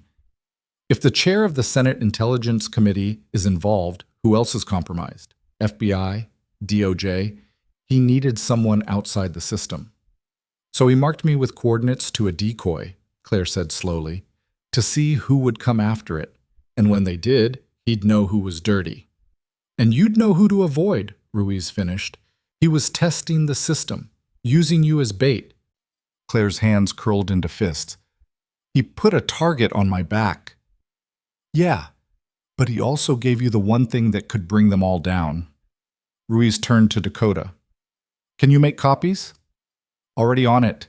Dakota's fingers flew across the keyboard. But if this drive is set to corrupt in 6 hours, whoever planted it wants you to act fast. Why? Because evidence like this doesn't just disappear on its own. Someone's triggering the wipe, which means they're watching. And when they realize you've copied it, they'll know. Ruiz pulled out his phone. I'm calling the Inspector General. We need to move on this now. He stepped into the hallway. Dakota kept working. Claire watched the files copy, one after another, names she recognized, companies she'd heard of, politicians, generals, CEOs, all of them connected, all of them complicit. Done, Dakota said. She ejected the drive and handed it back to Claire. 3 copies, one for you, one for Ruiz, one for me. Why you? Because if something happens to you and him, someone needs to know where to find this. Dakota's expression was grim. People who traffic weapons don't play nice when cornered. Claire pocketed the drive. Thanks. Don't thank me yet. You're about to piss off some very dangerous people. Ruiz came back. His face was pale. What's wrong? Claire asked. The Inspector General is dead. Car accident 2 hours ago. The room went cold. That's not a coincidence, Dakota said. No, it's not. Ruiz sat down hard. Which means we can't go through official channels. Not yet. Not until we know who else is involved. So what do we do? Claire asked. Ruiz looked at her. We go public. We leak it. Every news outlet. Every journalist. We make it impossible to bury. They'll come after us. They're already coming after us. Ruiz stood. But if this is everywhere, if the whole world sees it, they can't kill all of us. Dakota spun in her chair. I can help with that. I have contacts. Independent journalists. People who can't be bought. Do it, Ruiz said. But we need to move fast. Once this is out, we're going to have a very small window before they shut it down. Dakota grabbed her phone, started typing. Ruiz turned to Claire. You should go. Get somewhere safe. Once this breaks, you'll be the most visible target. I'm not running. Claire, I didn't run when they fired me. I didn't run when they tried to kill me. I'm not running now. She met his eyes. I want to see their faces when it all comes down. Ruiz studied her, then nodded. Okay, but you stay close to me. No exceptions. Bam. They left the building through a side exit. Ruiz's car was in the underground garage. They got in. He started the engine but didn't move. What? Claire asked. I'm thinking. Ruiz stared at the steering wheel. Whitmore said he was middle management. Senator Holloway is higher, but even she reports to someone. Who? I don't know, but someone coordinated all of this. Someone with enough power to compromise federal agencies, silence inspectors general, and make people disappear. Ruiz looked at her. Whoever it is, they're about to lose everything. And people like that don't go quietly. You think they'll try to kill us before the story breaks? I think they'll try to kill everyone involved. Us, Dakota, the journalists, anyone with a copy of that drive. He put the car in gear. Which is why we're not going home tonight. They drove north, out of the city, into the suburbs, then further, rural roads, no streetlights. Ruiz pulled into a dirt road that led to a cabin. Small, isolated, surrounded by trees. What is this place? Claire asked. Safe house, off the books. I bought it with cash 5 years ago. No one knows about it. Not the bureau, not my family, no one. They got out. Ruiz unlocked the door. Inside was sparse, a couch, a table, a kitchenette, one bedroom. You take the bed, Ruiz said. I'll sleep on the couch. I'm not tired. Neither am I. He sat at the table, pulled out his phone, started going through the files Dakota had sent. Claire sat across from him. Can I ask you something? Yeah. Why are you doing this? You could have walked away. Let someone else handle it. Ruiz didn't look up. I joined the bureau because I wanted to make a difference. I wanted to believe the system worked, that if you followed the rules, justice would prevail. He set the phone down. But the older I got, the more I realized the system only works if the people running it are honest, and most of them aren't. So why stay? Because someone has to. He looked at her. Cross believed in you. He didn't know you, didn't owe you anything, but he trusted you with the most important thing he had. That says something. It says he was desperate. Maybe. But desperation makes people reckless, not careful. And giving you those coordinates was careful, deliberate. Ruiz leaned back. He saw something in you, and so do I. Claire didn't know what to say to that. Her phone buzzed, a text from Lena. Are you okay? The news is saying there was a shootout at a warehouse. Please tell me you weren't there. Claire typed back. I'm fine, safe. I'll explain later, don't worry. She hit send, then turned off her phone. Ruiz was watching her. Your friend? Yeah, she's worried. She should be. He stood, walked to the window, pulled back the curtain just enough to see outside. We're exposed out here. If they track us, there's no backup, no cavalry. You think they will? I think they'll try everything. He let the curtain fall. Get some rest. Tomorrow's going to be hell. Whoa. Claire didn't sleep. She lay on the bed and stared at the ceiling. Outside, the wind moved through the trees. It was the only sound. At 4 a.m., her phone buzzed again. She'd turned it off, but it buzzed anyway. She grabbed it. The screen was black, but it was vibrating. Then it lit up. A call. No number. She answered. Hello? Static. Then a voice. Distorted. Mechanical. You should have stayed out of it. Claire sat up. Who is this? Someone who's been watching you, helping you. But you've pushed too far. Are you the one who sent me the drive? I sent you a gift, and you're about to waste it. What are you talking about? Ruiz is going to leak the files. When he does, they'll kill you both, publicly. Make it look like a murder-suicide. Discredit everything you found. Claire's blood ran cold. How do you know that? Because I wrote the playbook years ago, when I still believed in the mission. The voice paused. But I got out, and I've been trying to burn it down ever since. Why? Who are you? Someone who used to work for them. Someone who knows how they think, how they operate. Another pause. And I'm telling you, if you go public now, you'll die. And the story will die with you. Then what do we do? You wait. Let me position the pieces. When I give the signal, you release everything, but not before. I don't trust you.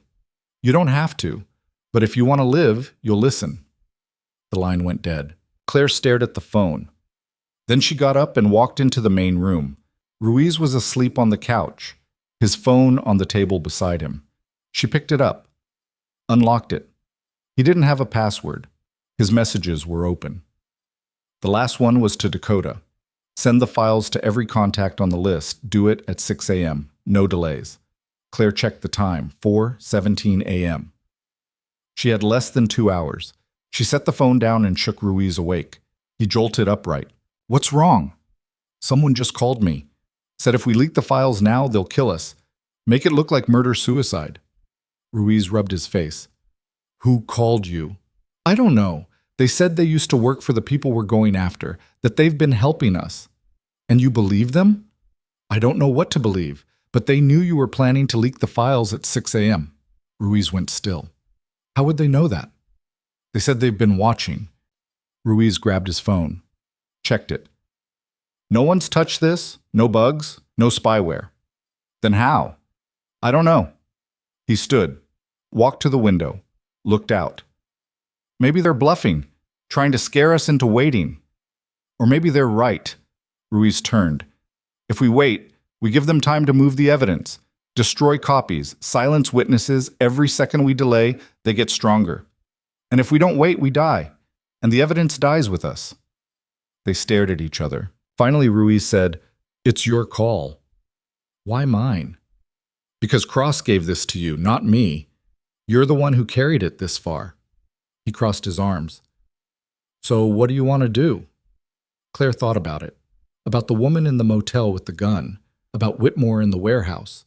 About the video of Senator Holloway casually discussing trafficking routes like it was a quarterly earnings report. We wait, she said, but not long. 12 hours. If we don't hear from this person by then, we leak everything. Ruiz nodded. 12 hours. He sent a text to Dakota.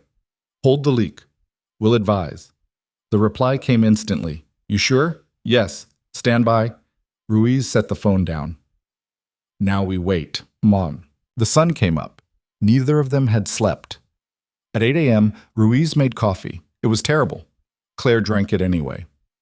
At 10 a.m., Claire's phone rang. Lena. She answered. Hey. Claire, where are you? Lena's voice was shaking. The hospital's on lockdown. Federal agents everywhere. They're arresting people. Who? Joanna. Dr. Whitmore. Half the executive board. Lena's breath hitched. They're saying it's connected to trafficking. Weapons. What the hell is going on? I can't explain right now, but you need to stay away from the hospital. Go home. Lock your doors. You're scaring me. I know, but please, just do it. Okay? A pause. Be careful. I will. Claire hung up. Ruiz was watching her. It's starting. What is? The arrests. Someone's moving on this, fast. I thought we were waiting. We are, but someone else isn't. Ruiz grabbed his phone, checked the news. The headline read, Federal Raids Target Silverbrook General in Weapons Trafficking Probe. Below it, photos of Joanna in handcuffs. Dr. Whitmore being led into a federal building. They're burning the lower levels, Ruiz said, arresting the small players to make it look like they're doing something. But the real targets, Holloway and whoever's above her, they're still walking free. Claire's phone buzzed. Another text from the unknown number. You see what I mean? They're controlling the narrative, making it look like justice is being served, but the heads of the snake are still alive. Wait for my signal. Claire showed the text to Ruiz. He read it, then looked at her. This person, whoever they are, they're inside. They have to be. No one else would know this much. So what do? We wait, like you said. But I'm calling in backup, people I trust, people who can't be bought. Who? Journalists, old school, the kind who broke Watergate and Pentagon Papers. If this person gives us the signal and we release everything, I want it in the right hands. He made 3 calls, each one short, each one careful. When he finished, he looked exhausted. They're ready, he said. As soon as we give the word, they'll publish everything, simultaneously. No one can stop it once it's out there. Claire nodded. They waited. At 2 p.m., the news broke that Senator Patricia Holloway had been admitted to the hospital. Heart attack. Convenient, Ruiz muttered. At 3 p.m., Claire's phone rang. The distorted voice again. It's time. Time for what? Holloway's faking. She's buying time to destroy evidence, but I have someone inside the hospital. They're going to force her hand. How? By making her think Cross is alive and talking. He is alive. Barely, and not talking. But she doesn't know that. The voice paused. In 1 hour, a video will surface. Cross on camera, naming everyone. It's fake, deep fake. But she won't know that. And when she panics, she'll contact the person above her. And then what? Then you release everything. All of it. Every file. Every name. And I'll make sure it gets to the people who matter. Who are you? Someone who used to believe in the mission. Someone who realized too late that the mission was a lie. The voice hardened. 1 hour. Be ready. The line went dead. Claire looked at Ruiz. They're moving. Good. He stood, checked his gun. Because I'm tired of waiting. 57 minutes later, the video surfaced. It was everywhere. Twitter, Facebook, news sites, a grainy recording of Aaron Cross, sitting in what looked like a hospital bed, speaking directly to the camera. My name is Aaron Cross. I'm a federal operative, and I have evidence of a weapons trafficking network involving members of Congress, the Pentagon, and private defense contractors. The evidence is real. The names are real. And if anything happens to me, it all goes public. He listed names. Holloway, Whitmore, 3 senators, 2 generals, a dozen others. Then the video ended. Claire's phone exploded with notifications. So did Ruiz's. Is that really him? Claire asked. No. Ruiz was watching the video on his phone. Look at his eyes, the way his mouth moves. It's a deep fake. Good one. But fake. Will Holloway know that? Not at first. And by the time she figures it out, it'll be too late. 10 minutes later, Holloway checked herself out of the hospital. Against medical advice, the news showed footage of her leaving through a side exit, getting into a black car. Claire's phone buzzed, the unknown number. She's running. Follow her. Don't lose her. How are we supposed to follow her? Claire said aloud. Ruiz's phone buzzed. A text from Dakota. I'm tracking her phone, sending you the location now. A pin dropped on a map, moving north. Ruiz grabbed his keys. Let's go.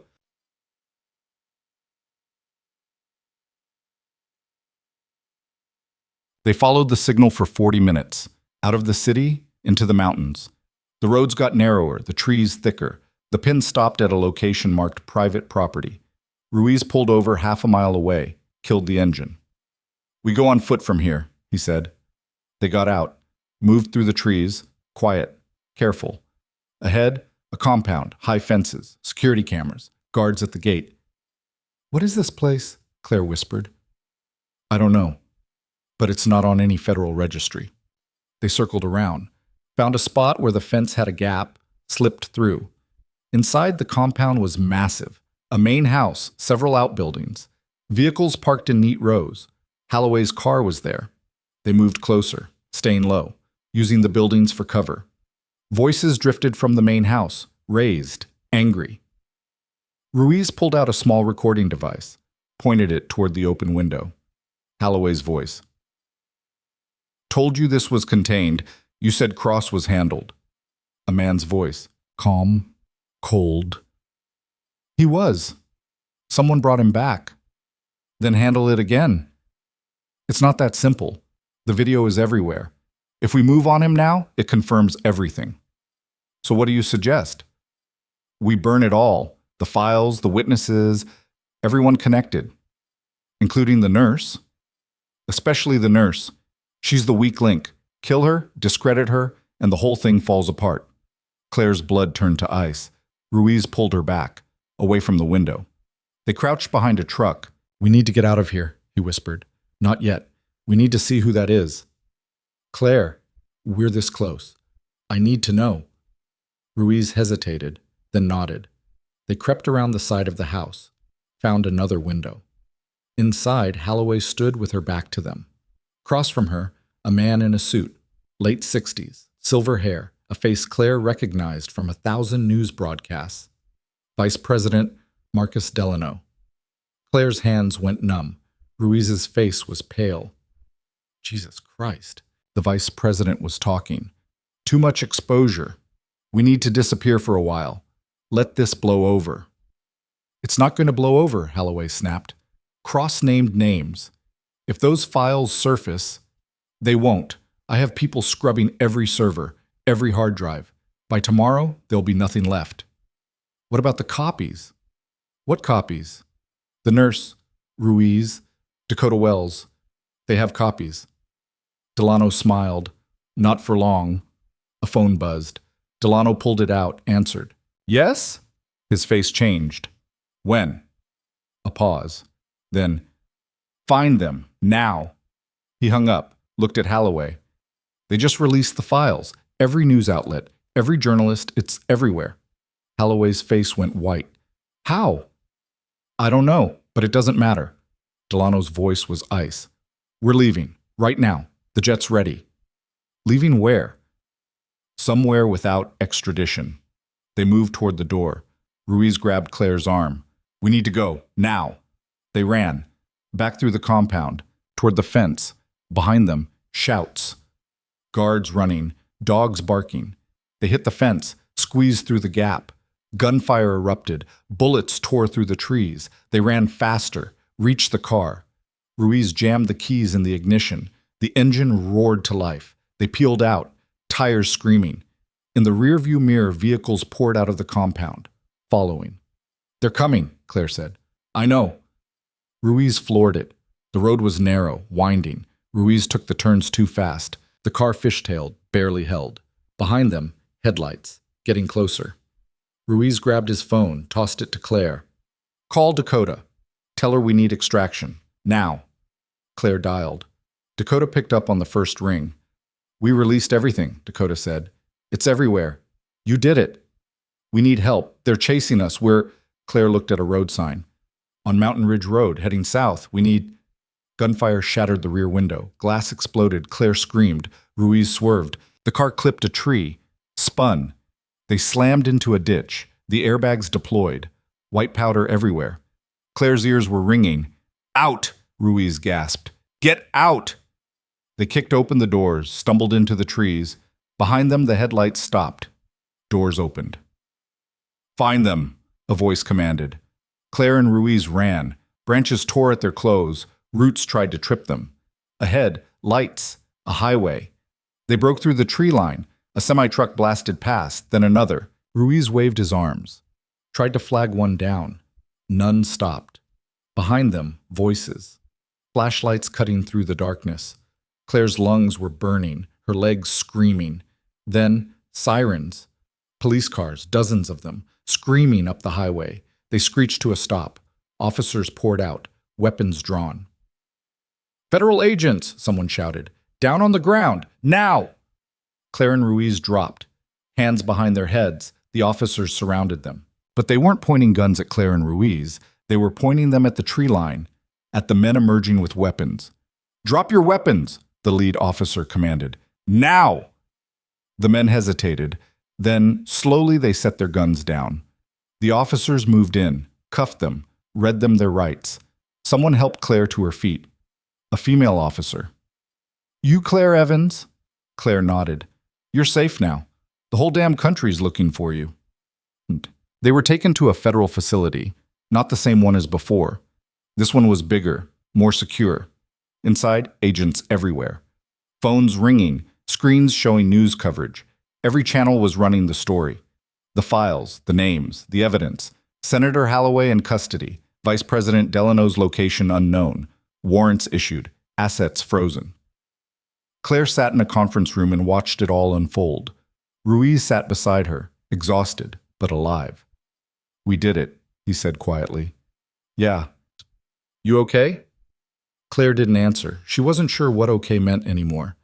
The door opened. A man walked in, late 50s, gray suit, FBI director badge. Ms. Evans, Agent Ruiz. He sat across from them. I owe you both an apology and a thank you. For what? Claire asked. for exposing a rot that went deeper than anyone imagined, and for staying alive long enough to see it through. He slid a folder across the table. This is for you. Claire opened it. A letter. Official. Federal seal. It was an offer. A position. Senior consultant, federal healthcare oversight, and emergency response reform. You've seen what's broken, the director said. Now help us fix it.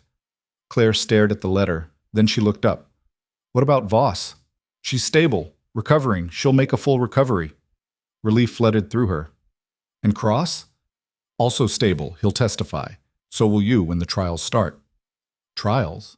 17 federal indictments so far. More coming. The director stood. This is going to take years, but we're going to see it through. He left. Claire looked at Ruiz. You think they'll all go to prison? Some of them, maybe most, but people like Delano, they have resources, lawyers, escape routes. So it's not over. It's never over. But we won today. That counts for something. 3 days later, Claire stood outside Walter Reed. Visiting hours. She walked inside. Through security, up to the ICU. Aaron Cross was awake. Sitting up, still pale, still weak, but alive. He looked at her when she entered. You came. Yeah. I heard what you did, what you risked. His voice was rough. I'm sorry. I never meant for... Don't. Claire sat in the chair beside his bed. You did what you had to do. So did I. You could have died. So could you. They sat in silence for a moment. Then Cross said, They're offering me a deal. Immunity, new identity, witness protection. You taking it? I don't know. Feels like running. You've earned the right to run. Cross smiled weakly. So have you, but you're not. No. Why? Claire thought about it. About Joanna's office, about the warehouse, about the cabin in the woods and the chase through the mountains. Because someone has to stay and make sure this doesn't happen again. Cross nodded. Then I'm staying too. You sure? Yeah, I didn't start this fight to watch someone else finish it. 2 weeks later, the first trial began.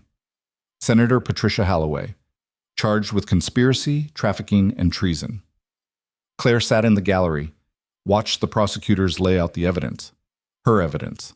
The video from the archives, the files from the USB drive, the recordings from the compound, all of it. Holloway's lawyers tried to fight, tried to discredit, tried to delay, but the evidence was overwhelming. On the 4th day, Claire was called to testify. She walked to the stand, took the oath, sat down. The prosecutor approached. Ms. Evans, can you tell the court how you became involved in this case? Claire took a breath. I saved a man's life, and he saved mine. She told the story, all of it, the pawn shop, the suspension, the firing, the hunt, the files. The courtroom was silent. When she finished, the prosecutor said, Thank you, Ms. Evans. No further questions. Holloway's lawyer stood, a man in an expensive suit with cold eyes. Ms. Evans, isn't it true that you were fired from your job for violating hospital policy? Yes. And isn't it true that you were bitter about that termination? I was angry, not bitter. Angry enough to fabricate evidence to get revenge on the people who fired you? Claire met his eyes. I didn't fabricate anything. The evidence speaks for itself. Does it? Or does it speak to a woman with an axe to grind and a vivid imagination? The prosecutor objected. The judge sustained, but the lawyer wasn't done. Ms. Evans, you're not a federal agent, you're not a lawyer, you're a nurse. What makes you think you're qualified to it?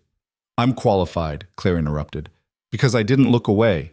Because when I saw something wrong, I did something about it. And I'm still here. The courtroom erupted. The judge banged his gavel. But Claire wasn't finished. You can try to discredit me. You can call me bitter or angry or unqualified, but you can't erase what I found. You can't undo what your client did, and you can't silence the truth. The judge banged his gavel again. Ms. Evans, please. I'm done, Claire said. She stood, walked off the stand. As she passed Holloway's table, the senator looked at her. No expression, just cold calculation. Claire didn't look away. The verdict came 3 weeks later. Guilty. on all counts. Holloway was sentenced to 40 years, no parole. Claire watched the news from her new office. Federal building, 12th floor, a view of the city. Her phone rang. Ruiz. "You see it?" he asked. "Yeah." "Good. 1 down, 16 to go." "What about Delano?" "Still missing, but we'll find him. It's only a matter of time." Claire wasn't so sure.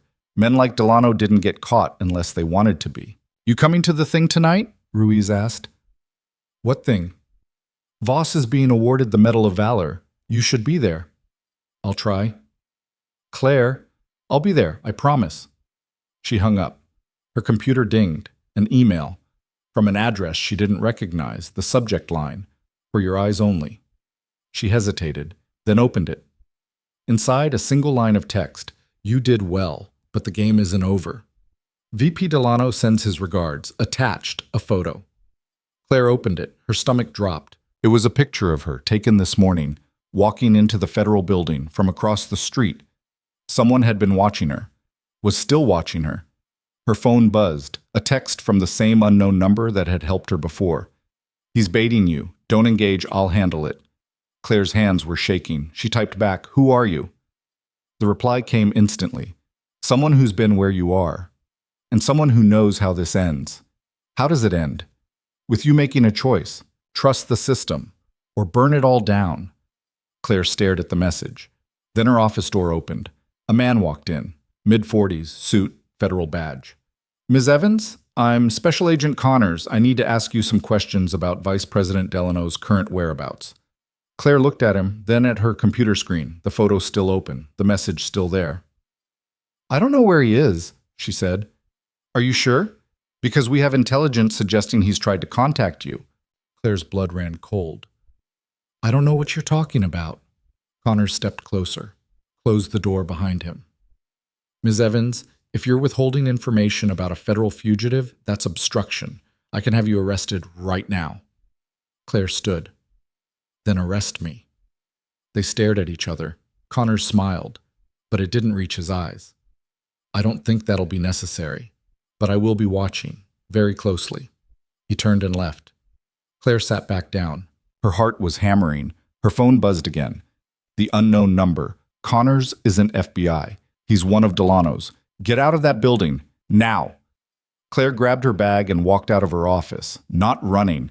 That would draw attention. Just walking, like she had somewhere to be. The hallway was crowded. Agents, staffers, people on phones. No one looked at her. She took the stairs instead of the elevator. Down, fast. Her phone buzzed. "The unknown number. Connors is following you. 2 floors up. Take the south exit. Car waiting." Claire's pulse hammered. She hit the 10th floor landing and kept going. Behind her, a door opened. Footsteps. Fast. She went faster. 8th floor, 7th, 6th. The footsteps were gaining. She burst through the ground floor door and ran.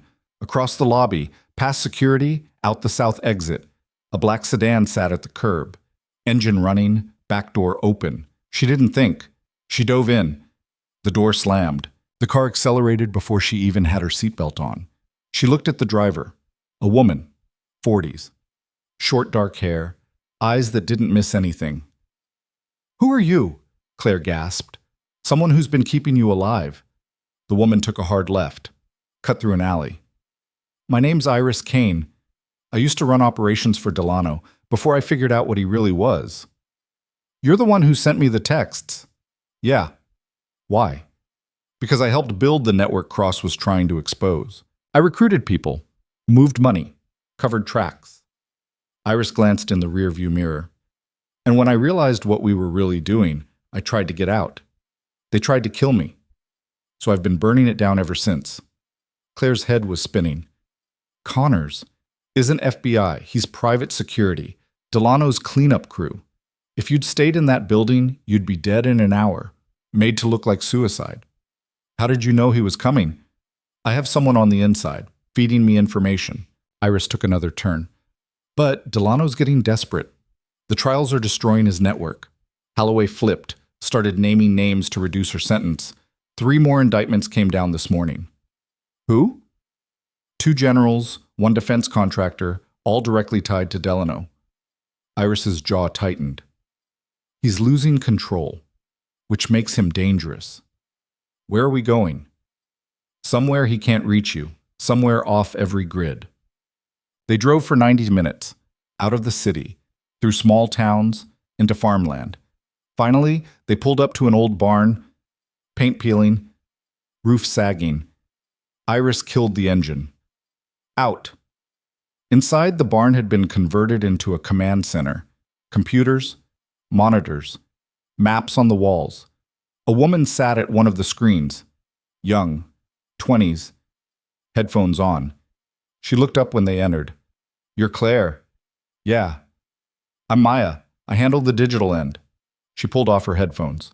"Connors just reported back to Delano. Said you escaped. Delano's pissed." "Good," Iris said. She turned to Claire. "You need to understand something. Delano isn't going to stop. He can't. If he's caught, he goes to prison for the rest of his life. So he's going scorched earth. Everyone connected to this case is a target." "Ruiz?" "Already moved to a safe location. So is Voss. Cross 2. "What about Lena, my friend?"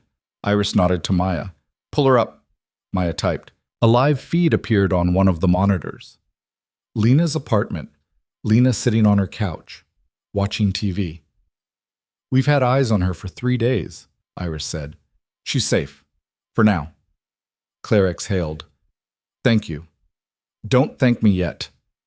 Iris pulled out a laptop, opened it. "We have a problem. Delano's planning something big. We intercepted communications. He's moving assets, liquidating accounts, preparing to disappear." "Where?" "We don't know. But before he goes, he's tying up loose ends." Iris pulled up a list. Names, photos. "These are the people he's targeting. Witnesses, investigators, journalists who broke the story." Claire's face was on the list. So was Ruiz's, Voss's, Cross's. And at the bottom, Lena's.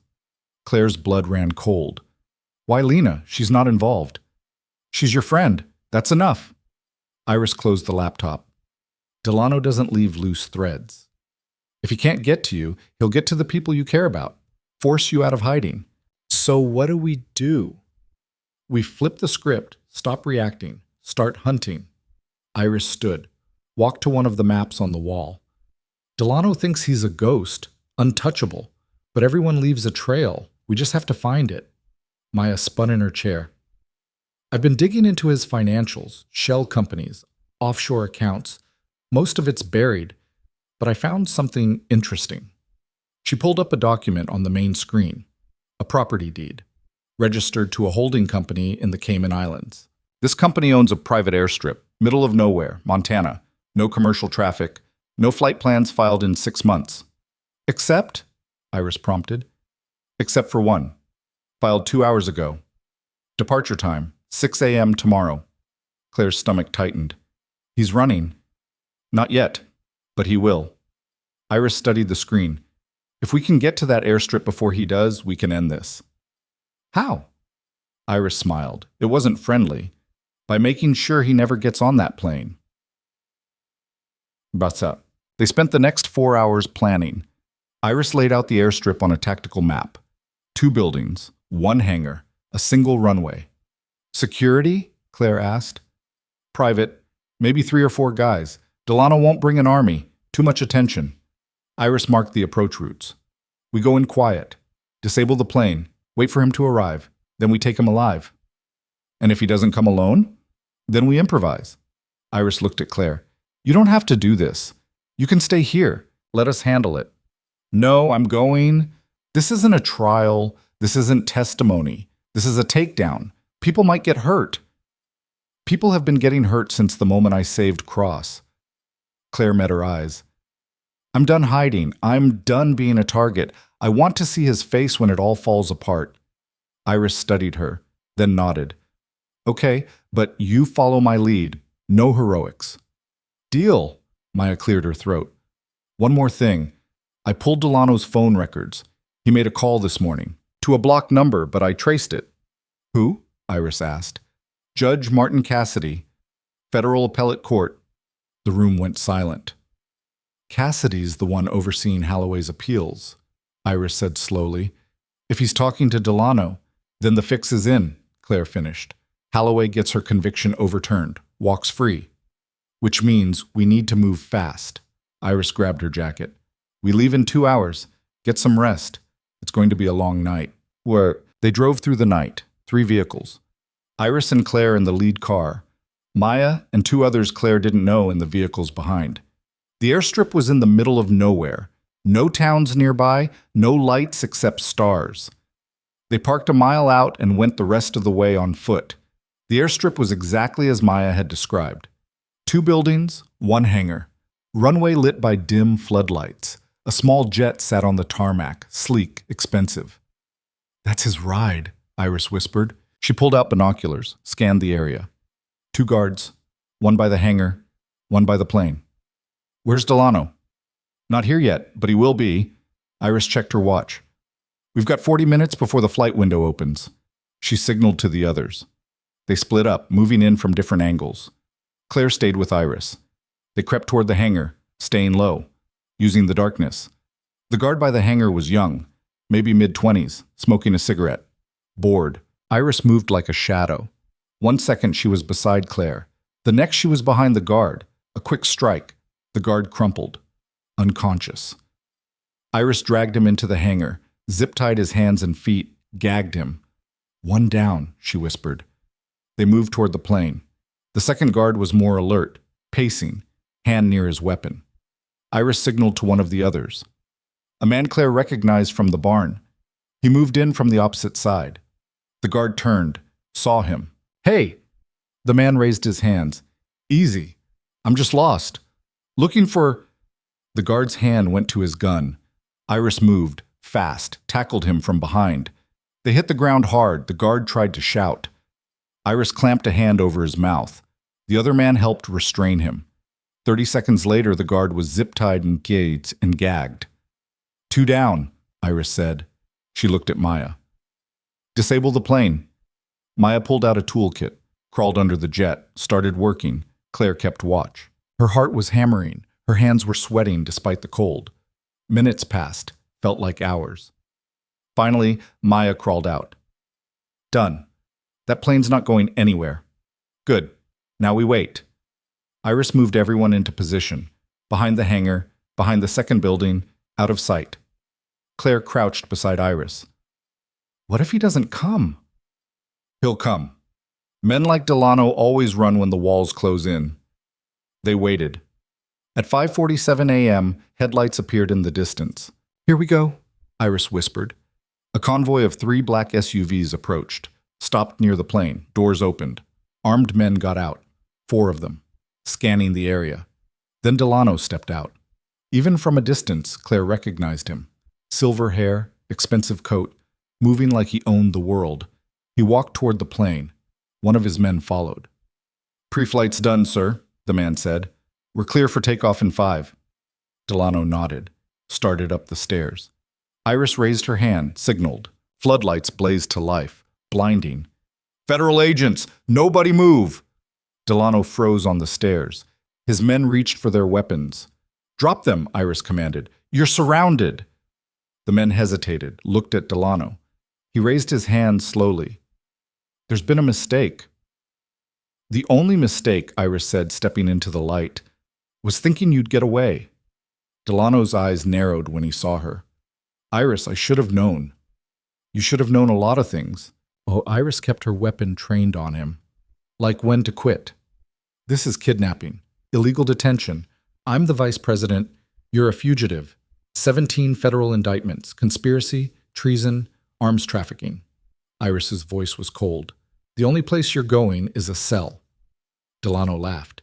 You think you can hold me? I have lawyers, judges, people in places you can't even imagine. Had, Claire said, stepping forward. You had all that. Before the files went public. Before Holloway flipped. Before your entire network collapsed. Delano's smile vanished. He looked at Claire. The nurse. I remember you now. The one who saved Cross. The one who exposed you, Claire corrected. Exposed what? Allegations? Hearsay? You have no proof. We have everything, Claire said. Video, audio, documents, your own people testifying against you. They'll recant. They always do. Not this time, Iris gestured to the others. Cuff him. Two agents moved forward. Delano's men raised their weapons. I wouldn't, Iris warned. We have snipers positioned on both buildings. You fire, you die. It was a bluff. Claire knew it, but Delano's men didn't. Slowly, they lowered their weapons. The agents cuffed Delano, pulled him down the stairs. He looked at Claire as they led him past. This isn't over. Yes, it is, Claire said. You're finished.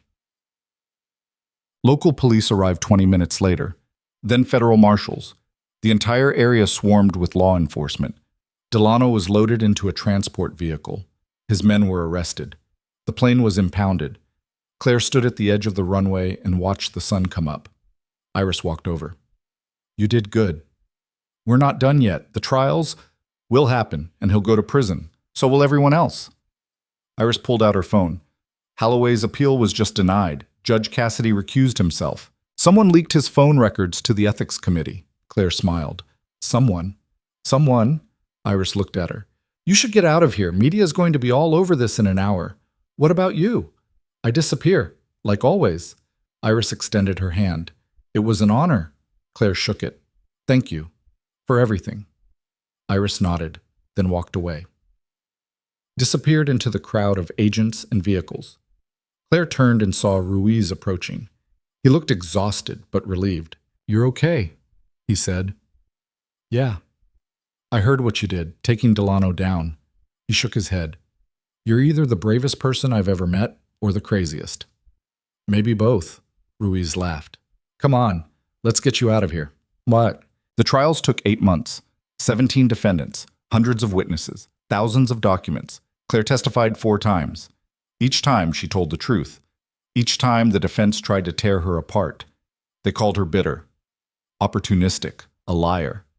But the evidence didn't lie. One by one, the defendants were convicted.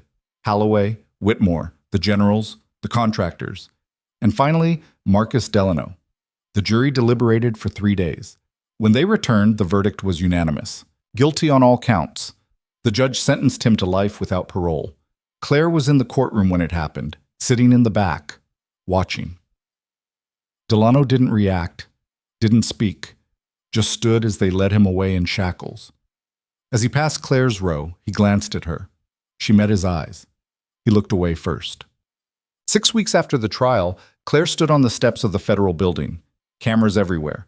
Reporters shouting questions. She'd been asked to give a statement, to represent the victims, the witnesses, the people who'd risked everything. She stepped up to the microphone. The crowd quieted. My name is Claire Evans. A year ago, I was a nurse. Overworked, underpaid, invisible. Then I saved a man's life, and everything changed. She paused, looked at the cameras. I was fired, hunted, almost killed, but I'm still here. And so is the truth. Because the truth doesn't care about power. It doesn't care about money or influence or connections. It just is. Her voice strengthened. The people who tried to bury that truth are in prison now, where they belong. But this fight isn't over. There are others, people in positions of power who think they're untouchable, who think they can break the law and get away with it. She leaned forward. You can't. We're watching, and we won't stop. The crowd erupted. Questions, applause, cameras flashing. Claire stepped back from the microphone, walked inside. Ruiz was waiting. That was good. Thanks. You ready for what comes next? What comes next? Ruiz handed her a folder. Congressional hearing. They want you to testify about healthcare oversight reform, how to prevent this from happening again. Claire opened the folder, scanned the documents. When? 2 weeks. She closed the folder. Okay, the hearing was in the Capitol, a massive room, senators at a raised dais, cameras everywhere. Claire sat at a table, microphone in front of her, Ruiz beside her. The chairman gavelled the session to order. Ms. Evans, thank you for being here. We've all seen the news, read the reports, but we'd like to hear it in your own words. What happened, and how do we make sure it never happens again? Claire took a breath. Then she told the story. All of it. from the pawn shop to the trials. When she finished, the room was silent. One senator leaned forward. Ms. Evans, you've been through an ordeal most people couldn't imagine. What keeps you going? Claire thought about it. The people who didn't make it. The ones who tried to speak up and were silenced. I'm still here because they're not, and I owe it to them to finish what they started. The senator nodded. What would you say to someone in a similar situation? Someone who sees wrongdoing but is afraid to act? Claire looked directly at the camera. Act anyway. The system only works if people are willing to fight for it. And yeah, it's scary. You might lose your job, your reputation, maybe more. But silence costs more. Every time we look away, we give them permission to keep doing it. She paused. So don't look away. After the hearing, Claire walked out to find a crowd waiting. Not reporters. Regular people. Nurses, teachers, workers. They applauded as she passed. One woman, older, in scrubs, stepped forward. Thank you for what you did, for not giving up. Claire shook her hand. Thank you for being here. The woman smiled, tears in her eyes. We all need to know someone's fighting for us.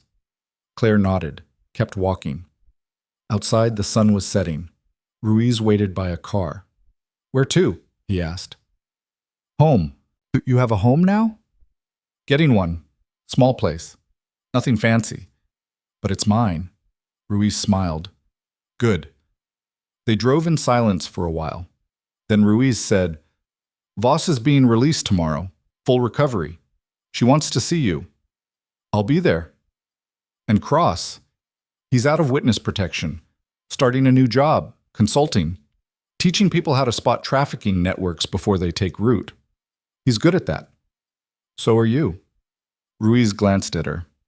The position they offered you. Senior consultant. You taking it? Yeah. Someone has to make sure they follow through on the reforms. It's going to be a fight. Good. I'm used to those. Ruiz laughed. They pulled up to Claire's building. Small apartment complex. Nothing special. She got out. Thanks for the ride. Any time. She walked to her door, unlocked it, stepped inside. The apartment was small. One bedroom. But it had a window with a view of the city. She stood there for a moment, looking out. Her phone buzzed. A text from Lena. Dinner tomorrow? My place? Claire smiled. Typed back. Yes. What time? 7 o'clock. Don't be late. Claire set the phone down. Then she walked to her desk, sat down, opened her laptop. An email was waiting. From the Federal Healthcare Oversight Committee. Her first assignment. She read it, then started typing. Hours passed. The city lights came on. The room grew dark. But Claire kept working, because the fight wasn't over. It was just beginning. 3 months later, Claire stood in a hospital conference room, Silverbrook General, the place that had fired her. Except it wasn't Silverbrook General anymore. The federal government had seized it. New management, new board, new policies, and they'd asked Claire to consult on the transition. She walked through the halls, familiar but different. The ER had been renovated. The staff looked less exhausted, more hopeful. In the conference room, a dozen people waited. Administrators, doctors, nurses. One of them was Lena. They'd made her interim director of nursing. Ready? Lena whispered. Yeah. Claire stood at the front of the room. Thank you all for being here. I know the last year has been difficult, but we have an opportunity now to rebuild, to do things right. She pulled up a presentation, outlined new protocols, oversight measures, protections for staff who report problems. When she finished, one of the doctors raised his hand. Miss Evans, what happens if we implement all this and it still doesn't work? Claire looked at him. Then we fix it again, and again, until it does, because the alternative is going back to the way things were, and we all know where that leads. The doctor nodded. After the meeting, Claire and Lena walked through the ER together. You did good in there, Lena said. Thanks. You think it'll stick, the changes? I don't know, but I'm going to make sure someone's watching. They stopped at the entrance, the same doors Claire had walked through 1,000 times. You ever miss it? Lena asked. Being a nurse? Every day. But I can do more good this way. Lena hugged her. I'm proud of you. I'm proud of you too. They separated. Lena went back inside. Claire walked to her car. As she drove away, she looked at the hospital in the rearview mirror. It was just a building, but it represented something bigger, a system that could be broken and rebuilt, and she'd helped do both. That night, Claire sat in her apartment, reviewing files, preparing for another hearing. Her phone rang. Unknown number. She almost didn't answer, but something made her pick up. Hello? Silence. Then breathing. Who is this? A voice. Mechanical. Distorted. Like the one that had helped her before, but different. Claire Evans, you've made quite a name for yourself. Her blood ran cold. Who is this? Someone who watched you bring down a vice president. Someone who's impressed. What do you want? To offer you a choice. Walk away now. Retire your crusade. Live a quiet life. Or keep digging. Keep exposing. And see how deep the corruption really goes. Claire's hand tightened on the phone. Is that a threat? It's a warning. Delano wasn't the top. Holloway wasn't the top. They were middle management. The people really running things? They're still out there. And they don't forgive. I'm not afraid of them. You should be, because they're watching you now, and they're deciding whether you're a threat worth eliminating. Let them decide. I'm not stopping. The voice laughed, soft, cold. I hoped you'd say that, because we need people like you, people who can't be bought, can't be scared, can't be broken. We? You'll find out when you're ready. A pause. Check your email. I've sent you something. A case the feds buried.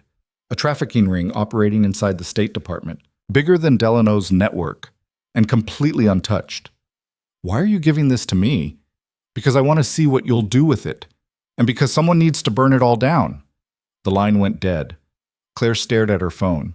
Then she opened her email. A new message. No sender name, just a subject line. The real fight starts now. Attached, a single file. She downloaded it, opened it. Her breath caught. Names, photos, connections. A network spanning 3 continents. Government officials. Military officers. Corporate executives. All of them still in power, still operating, still untouchable. Claire's hands were shaking, but not from fear, from rage. She stood, walked to her window, looked out at the city. Somewhere out there, they were watching, waiting to see if she'd back down. She pulled out her phone, dialed Ruiz. He answered on the second ring. Claire, it's late. What's wrong? I need to see you tomorrow, first thing. Why? What happened? Claire looked at the file on her screen. We're not done, she said. Not even close. Ruiz arrived at Claire's apartment at 6 a.m. with 2 coffees and a look that said he hadn't slept. Show me, he said. Claire opened her laptop, pulled up the file. Ruiz read in silence. His face got paler with every page. State Department, he finally said. Defense attachés, embassy staff, Jesus Christ. It's bigger than Delano's network, more coordinated. They've been operating for at least a decade. Ruiz scrolled through the names, stopped on one. Richard Pembroke, Deputy Secretary of State. You know him? Everyone knows him. He's untouchable, connected to 3 administrations, both parties. Ruiz looked at her. If you go after him, you're not just fighting corruption, you're fighting the entire establishment. Then that's what we do. Claire, I'm not backing down. Not now. Not after everything. She stood, crossed her arms. These people thought they could keep operating because everyone's too scared to touch them. Well, I'm not scared anymore. Ruiz studied her, then he closed the laptop. Okay, but we do this smart. No more lone wolf operations. No more walking into traps. What do you suggest? We build a case, airtight, then we take it to someone who can't be compromised. Who? Ruiz pulled out his phone, made a call. It rang twice. It's Ruiz. I need a meeting. Today. No, this can't wait. A pause. Trust me on this. He hung up. Get dressed. We're going to see someone who's been waiting for a case like this her whole career. The office was in Arlington, a nondescript building. No signs. no markings. Inside, they were led to a conference room. A woman sat at the table, mid-50s, gray suit, sharp eyes that missed nothing. "Agent Ruiz," she said. "It's been a long time." "Director Castellano, thanks for seeing us." Director Elena Castellano was head of the Office of Inspector General for the State Department, the person responsible for investigating corruption within the agency. She gestured to the chairs. "Sit, and tell me why I should care about whatever you brought me at 6 in the morning." Claire set the laptop on the table, opened the file. Castellano read. Her expression didn't change, but her grip on the pen tightened. "Where did you get this?" "Anonymous source," Claire said, "but I verified the connections. Cross-referenced them with the evidence from the Delano case. It's real. If it's real, then Richard Pembroke has been running a trafficking operation under our noses for 10 years. Castellano set down the pen. "Do you understand what that means? What that would do to the department?" "I understand it would expose the truth. The truth destroys careers, reputations. It could destabilize international relationships." "Good," Claire said. "If those relationships were built on trafficking, they deserve to be destabilized." Castellano smiled. "It wasn't warm. You remind me of someone. Me. 30 years ago, before I learned how the game works. I'm not interested in playing games." "Then you're going to lose. I've already won once." Castellano leaned back. "You took down a vice president. Congratulations." But Delano was reckless, sloppy. Pembroke isn't. He's careful. Every transaction has 5 layers of deniability. Every connection runs through cutouts and shell companies. You'll spend years building a case and come up with nothing. "Unless we have inside help," Ruiz said. Castellano's eyes sharpened. "What kind of help?" "Someone who knows how the operation works, who can testify." Ruiz looked at Claire. "Aaron Cross worked with these people. He knows their methods, their networks. Cross is in witness protection. Bring him out." "That's not how it works." "Then change how it works." Claire leaned forward. "You want to clean up the State Department? This is how. We give you Cross. You give us the authority to investigate." Castellano was quiet for a long moment. Then she picked up her phone. Dialed. "It's Castellano. I need authorization to pull someone from witness protection. Federal operative. Name's Aaron Cross." A pause. "I don't care. Get it done." She hung up. Looked at Claire. "You have 48 hours. If Cross can give me enough for a warrant, I'll open a formal investigation. If not, you walk away. Permanently." "Deal." Okay. Aaron Cross looked different. Beard, glasses, civilian clothes, but his eyes were the same. He sat across from Claire in a secure room, no windows, one door. "They said you needed to see me." "I need your help." Cross leaned back. "I'm done with this. I gave you everything I had, testified, put people in prison. I'm trying to build a new life." "And you should, but there's one more thing." She showed him the file. Cross read. His jaw tightened. "Pembroke. You know him." "I worked for him, before I figured out what he really was." Cross closed the laptop. "He's worse than Delano, smarter, more patient. He doesn't get his hands dirty. Can you testify against him?" "With what?" "I never saw him do anything illegal. He made sure of that." "But you know how the operation works. Knowing and proving are different things." "Then help me prove it." Claire leaned forward. "You said you were trying to build a new life. What kind of life is it if people like Pembroke keep destroying others?" Cross looked at her. "You're not going to let this go, are you?" "No." He smiled, tired. "All right, I'll help. But I want protection, real protection, not witness protection. A new identity, new country, whatever it takes."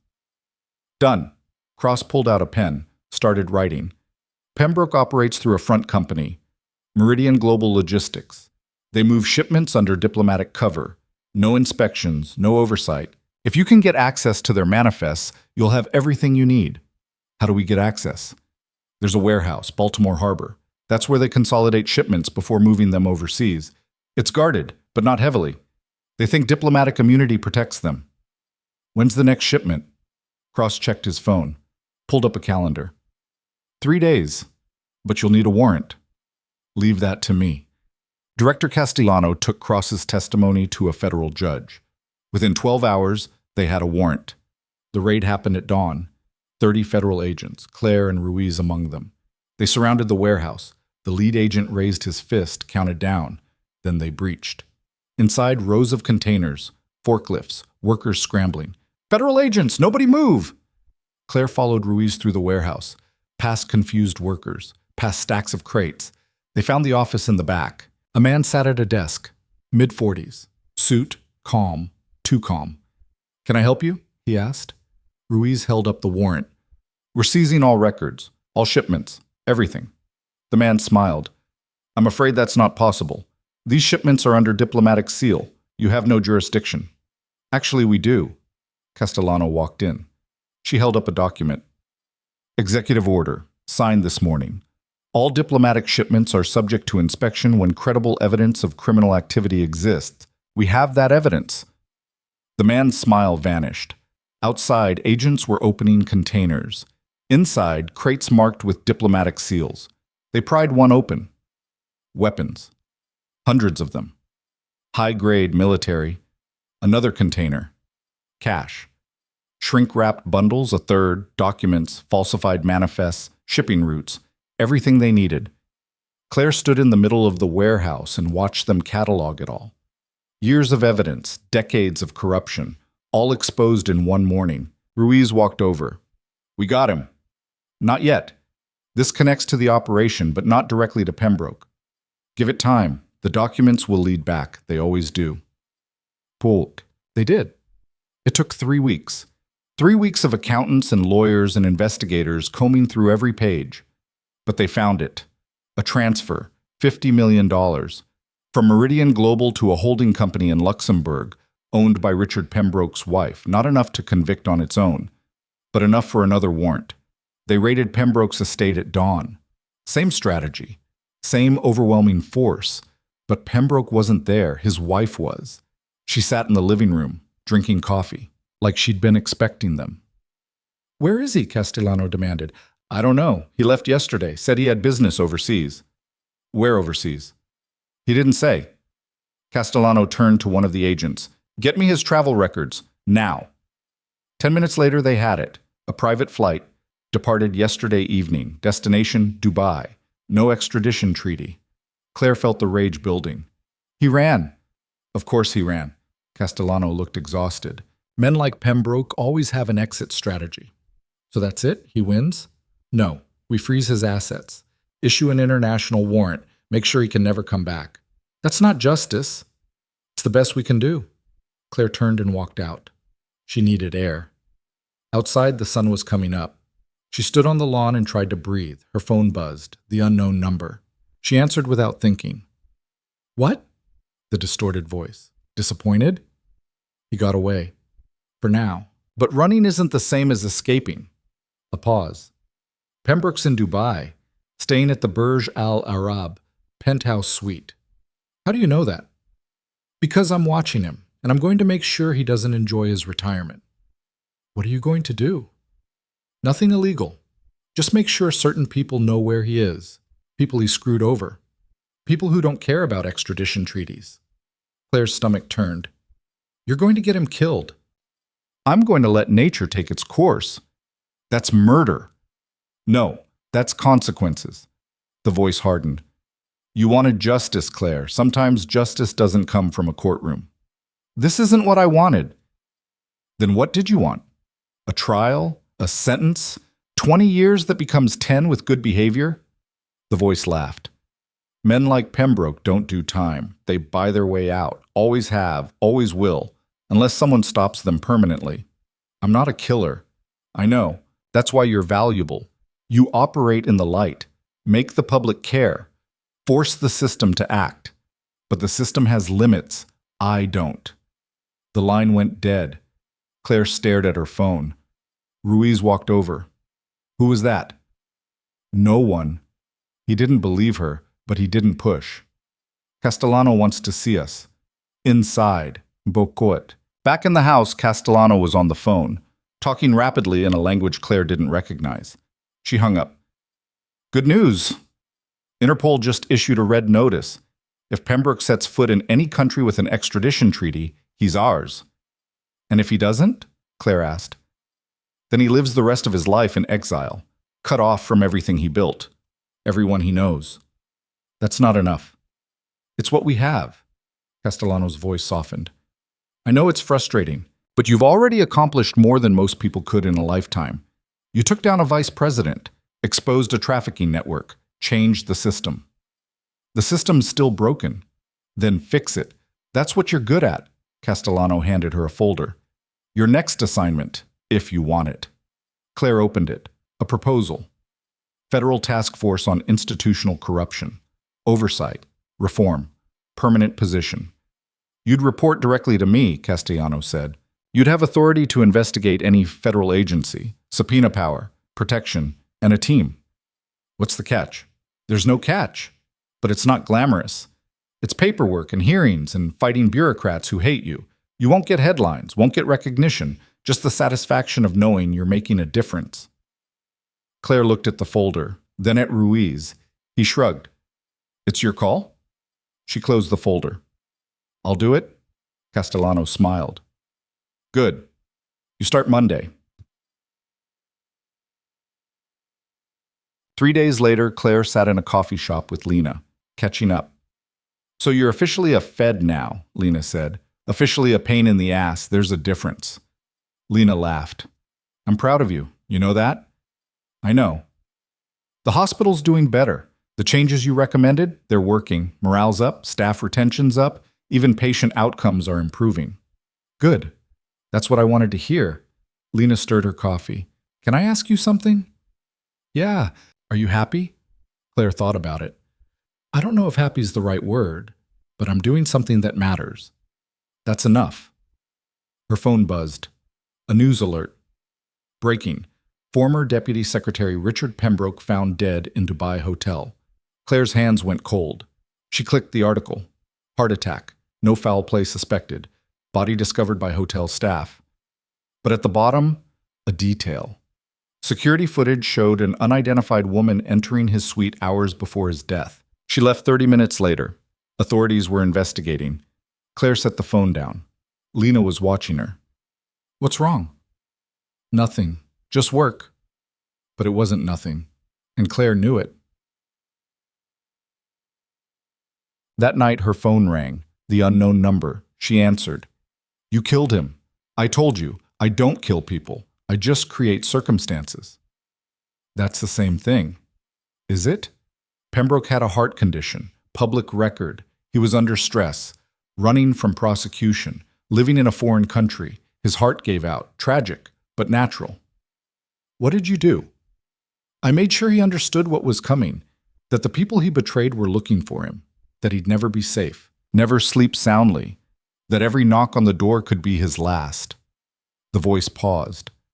Stress does terrible things to the body. Claire felt sick. You tortured him. I gave him what he gave others, fear, uncertainty, the knowledge that justice was coming. This isn't justice. No, it's closure, which is more than his victims ever got. I didn't want this. I know, but sometimes what we need and what we want are different things. The voice softened.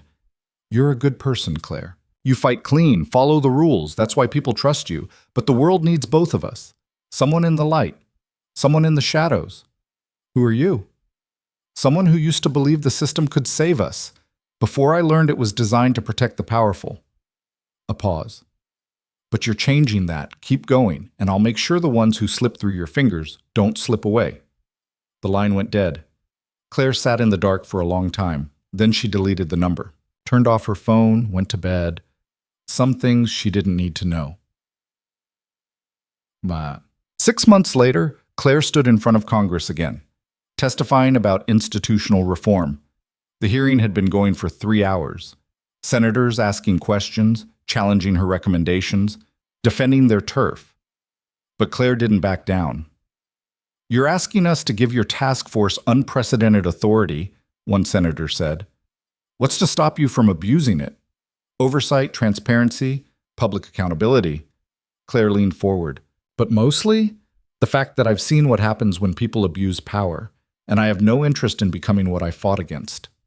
That's a nice sentiment, but power corrupts. Only if you let it. Claire looked around the room. I was a nurse. I wasn't supposed to be here. I wasn't supposed to matter. But I saved a man's life. And that one decision changed everything. Not because I was special, but because I refused to look away. She paused. Every person in this room has that same choice. Look away or act. Protect the status quo or demand better. And if you choose to look away, then you're complicit in what happens next. The room was silent. The committee chair cleared his throat. Thank you, Ms. Evans. We'll take your recommendations under advisement. The hearing adjourned. Outside, reporters swarmed. Questions. Cameras. Claire pushed through. No comment. Not today. Ruiz was waiting by the car. That was something. Thanks. You think they'll approve the funding? I don't know, but I said what needed to be said. They drove back to the office. Claire's office, 10th floor, federal building, a team of 12 investigators working under her, people who believed what she believed, that the system could be fixed, that accountability mattered. She walked through the bullpen. Her team barely looked up, too busy working. Good. In her office, a stack of files waited. New cases, new leads, new corruption to expose. She sat down, started reading. A knock on the door. Aaron Cross stood there, clean-shaven now. New glasses. He looked healthier. Got a minute? He asked. Always? Come in. He sat. I wanted to say thank you for everything, the new identity, the fresh start. I'm teaching now, training investigators to spot trafficking networks. That's good. You're making a difference. So are you. Cross gestured to the files on her desk. How many cases are you working? 18, active. Another 30 in preliminary stages. You're going to burn out. Probably, but not today. Claire smiled. Someone has to do it. Yeah, but you don't have to do it alone. I'm not. I have a team. I mean beyond that. You need people who understand what you've been through, who've seen what you've seen. Cross pulled out a card, handed it to her. Support group. Federal witnesses. People who testified and survived. Meets every Thursday. Claire looked at the card. You go? Yeah, it helps to talk to people who get it. I'll think about it. Do more than think. Cross stood. You saved my life, Claire. Let someone else help save yours. He left. Claire set the card on her desk, stared at it, then she went back to work. That Thursday, Claire walked into a community center in Alexandria, followed signs to a conference room. Inside, 8 people sat in a circle, different ages, different backgrounds. One of them was Aaron Cross. He smiled when she entered. Glad you came. Claire sat, felt awkward, out of place. A woman across the circle spoke. Older, kind eyes. You must be Claire. Aaron told us about you. He did? Said you were the bravest person he'd ever met. Claire looked at Cross. He shrugged. The woman continued. I'm Margaret. I testified against a human trafficking ring 5 years ago. Lost my job, my family. Spent 2 years in hiding, but I'm still here. One by one, they went around the circle, each person telling their story, what they'd lost, what they'd survived, why they kept going. When it came to Claire, she didn't know what to say. I'm Claire. I'm a nurse. Or I was. Now I'm something else. I don't know what yet. Margaret smiled. You're a fighter. That's what you are. I don't feel like one. None of us do. But we're here. That's what matters. The sessions became a routine. Every Thursday, Claire showed up, listened, shared when she felt ready. It helped. More than she expected. She learned she wasn't alone, that other people carried the same weight, the same nightmares, the same determination to keep going. One night, after a session, Margaret pulled her aside. You're doing important work, she said, but don't forget to take care of yourself. You can't fight for others if you're falling apart. I'm fine. You're surviving. That's not the same as fine. Margaret squeezed her hand. Promise me you'll find something that makes you happy. Not just purposeful. Happy. Claire promised. But 6 months later, Claire stood in a hospital. Not Silverbrook General. A different one. Smaller. Community clinic. She'd started volunteering, 2 shifts a month, going back to what she loved. Nursing. It felt good. Being hands-on again, helping patients, teaching residents. One night, a man collapsed in the waiting room. Chest pain, difficulty breathing. Claire didn't hesitate. She moved, started treatment. Within minutes, paramedics arrived. They stabilized him, took him to the ER. He survived.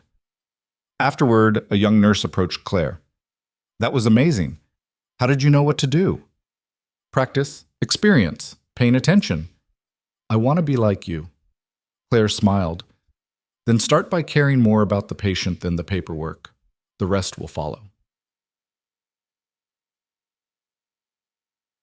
1 year after taking down Pembroke, Claire received an invitation, a ceremony, the Medal of Valor, for her actions exposing federal corruption. She almost didn't go, but Ruiz convinced her, "You earned this. Let people honor you." The ceremony was in Washington, packed auditorium, cameras, press. Claire stood on stage while a general read the citation. For extraordinary courage in the face of danger, for unwavering commitment to justice, for actions that exposed corruption at the highest levels of government, we honor Claire Evans. They placed the medal around her neck. The crowd stood, applauded. Claire looked out at them, saw Ruiz, Voss, Cross, Lena, Margaret and the others from the support group, people who'd fought beside her, who'd believed in her, who'd refused to give up. She stepped to the microphone. "Thank you. But I didn't do this alone. I had help from people who risked everything. Some of them are here today. Some couldn't be." She paused, gathered herself. "A year ago, I was nobody, just a nurse, overworked, invisible. Then I made a choice. I didn't look away. And that choice changed my life. It nearly ended it, but it also gave me purpose." She looked at the camera. "If you're watching this and you see something wrong, at work, in your community, anywhere, don't wait for someone else to fix it. You fix it. Speak up. Stand up. Fight. Because change doesn't come from the powerful. It comes from people like us, people who refuse to be silent." Her voice strengthened. "They'll try to scare you, discredit you, silence you. But they can't stop all of us. And if enough of us stand together, we don't just expose corruption, we end it." The applause was deafening. Mom. After the ceremony, Claire stood outside, breathing in the cool night air. Ruiz found her. "That was a hell of a speech." "Thanks." "You really believe it? That we can change things?" "I have to, because if I don't, then what was it all for?" Ruiz nodded. "Fair point." They stood in silence for a moment. Then Claire said, "I'm thinking about writing a book, about what happened, so people understand how corruption works, how to fight it." "You should. People need to hear it. Will you help?" "Of course." Claire smiled. "Good, because I'm terrible at writing." They laughed. 2 years later, the book came out. Breaking Silence: One Nurse's Fight Against Corruption. It was a bestseller within weeks. Claire did interviews, spoke at universities, trained activists and whistleblowers. The task force she led had exposed 14 more cases of institutional corruption, recovered over $3 billion in stolen assets, sent 47 people to prison. The work continued. But Claire had found balance. She still worked, still fought, but she also lived. She bought a small house, adopted a dog, started painting on weekends. She went to therapy, dealt with the trauma, the nightmares, the hypervigilance. Slowly, she healed. One evening, she sat on her porch, watching the sunset, the dog asleep at her feet. Her phone rang. Lena. "Hey. Hey yourself, how's retirement treating you?" Claire laughed. "I'm not retired, just working normal hours." "That's basically retirement for you." Lena paused. "Listen, I'm getting married." "What? When did this happen?" 2 weeks ago. He proposed. I said yes. We're doing it small. Just close friends. I want you to be my maid of honor." Claire felt tears prick her eyes. "I'd be honored." "Good. Because you owe me.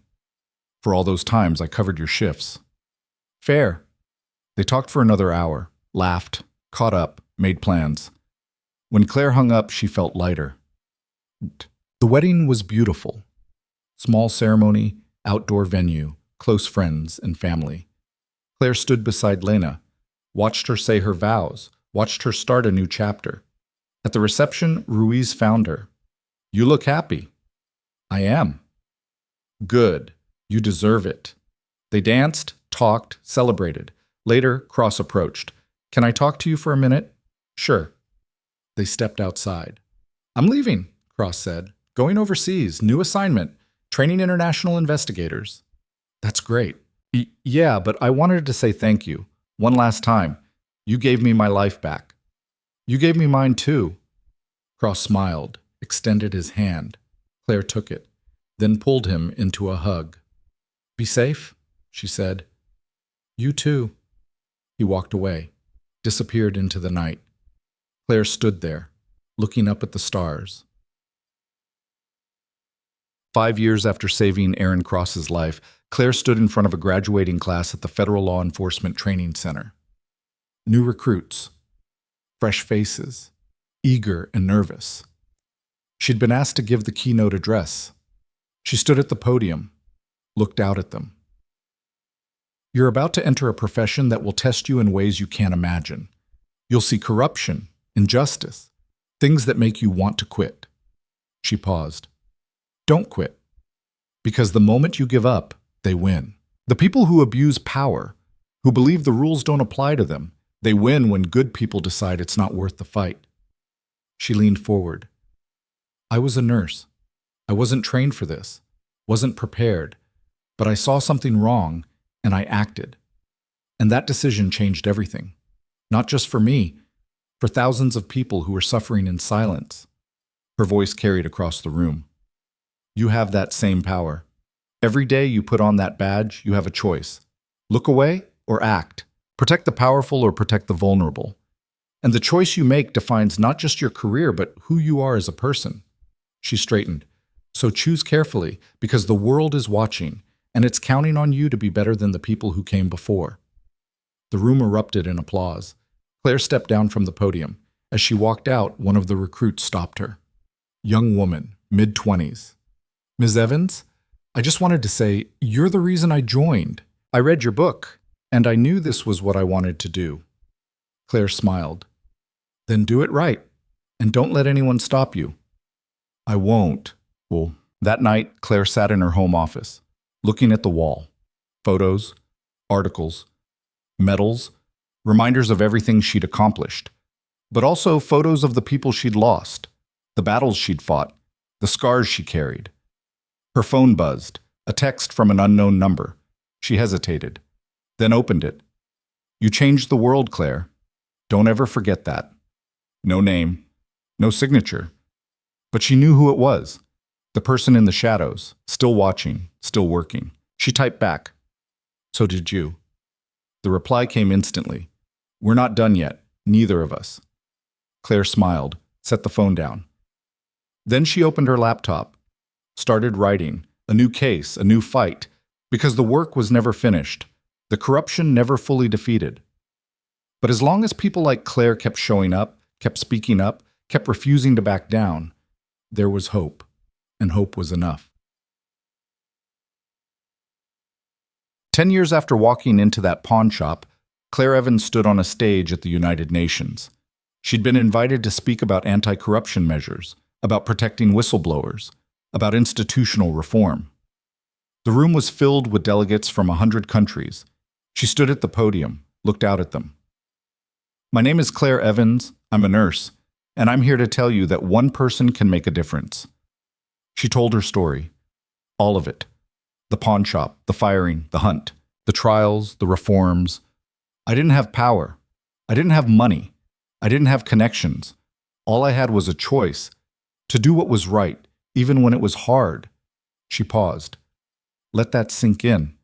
Every person in this room has that same choice. You can maintain the systems that protect corruption, or you can tear them down and build something better. Her voice grew stronger. "I'm asking you to choose better, because the people you serve, the nurses, the teachers, the workers, the vulnerable, they're counting on you, and they deserve leaders who won't look away." The room was silent. Then slowly, one person stood. Then another. Then another. Within seconds, the entire assembly was on their feet, applauding. Claire stood there, overwhelmed, grateful. She'd started as nobody, a tired nurse in a pawn shop, just trying to help. And now she stood before the world, proof that one person, one decision, one moment of courage could change everything. After the speech, she walked outside. The sun was setting over New York City. Her phone rang. Lena. I watched it online. You were amazing. Thanks. How does it feel, being a hero? Claire thought about it. I'm not a hero, I just refuse to be a bystander. That's what makes you a hero. They talked for a few more minutes, then said goodbye. Claire stood on the steps of the UN, watching people walk past, living their lives. Somewhere out there, someone was facing an impossible choice, seeing something wrong, deciding whether to speak up or stay silent. She hoped they'd choose courage, because the world needed more people willing to fight.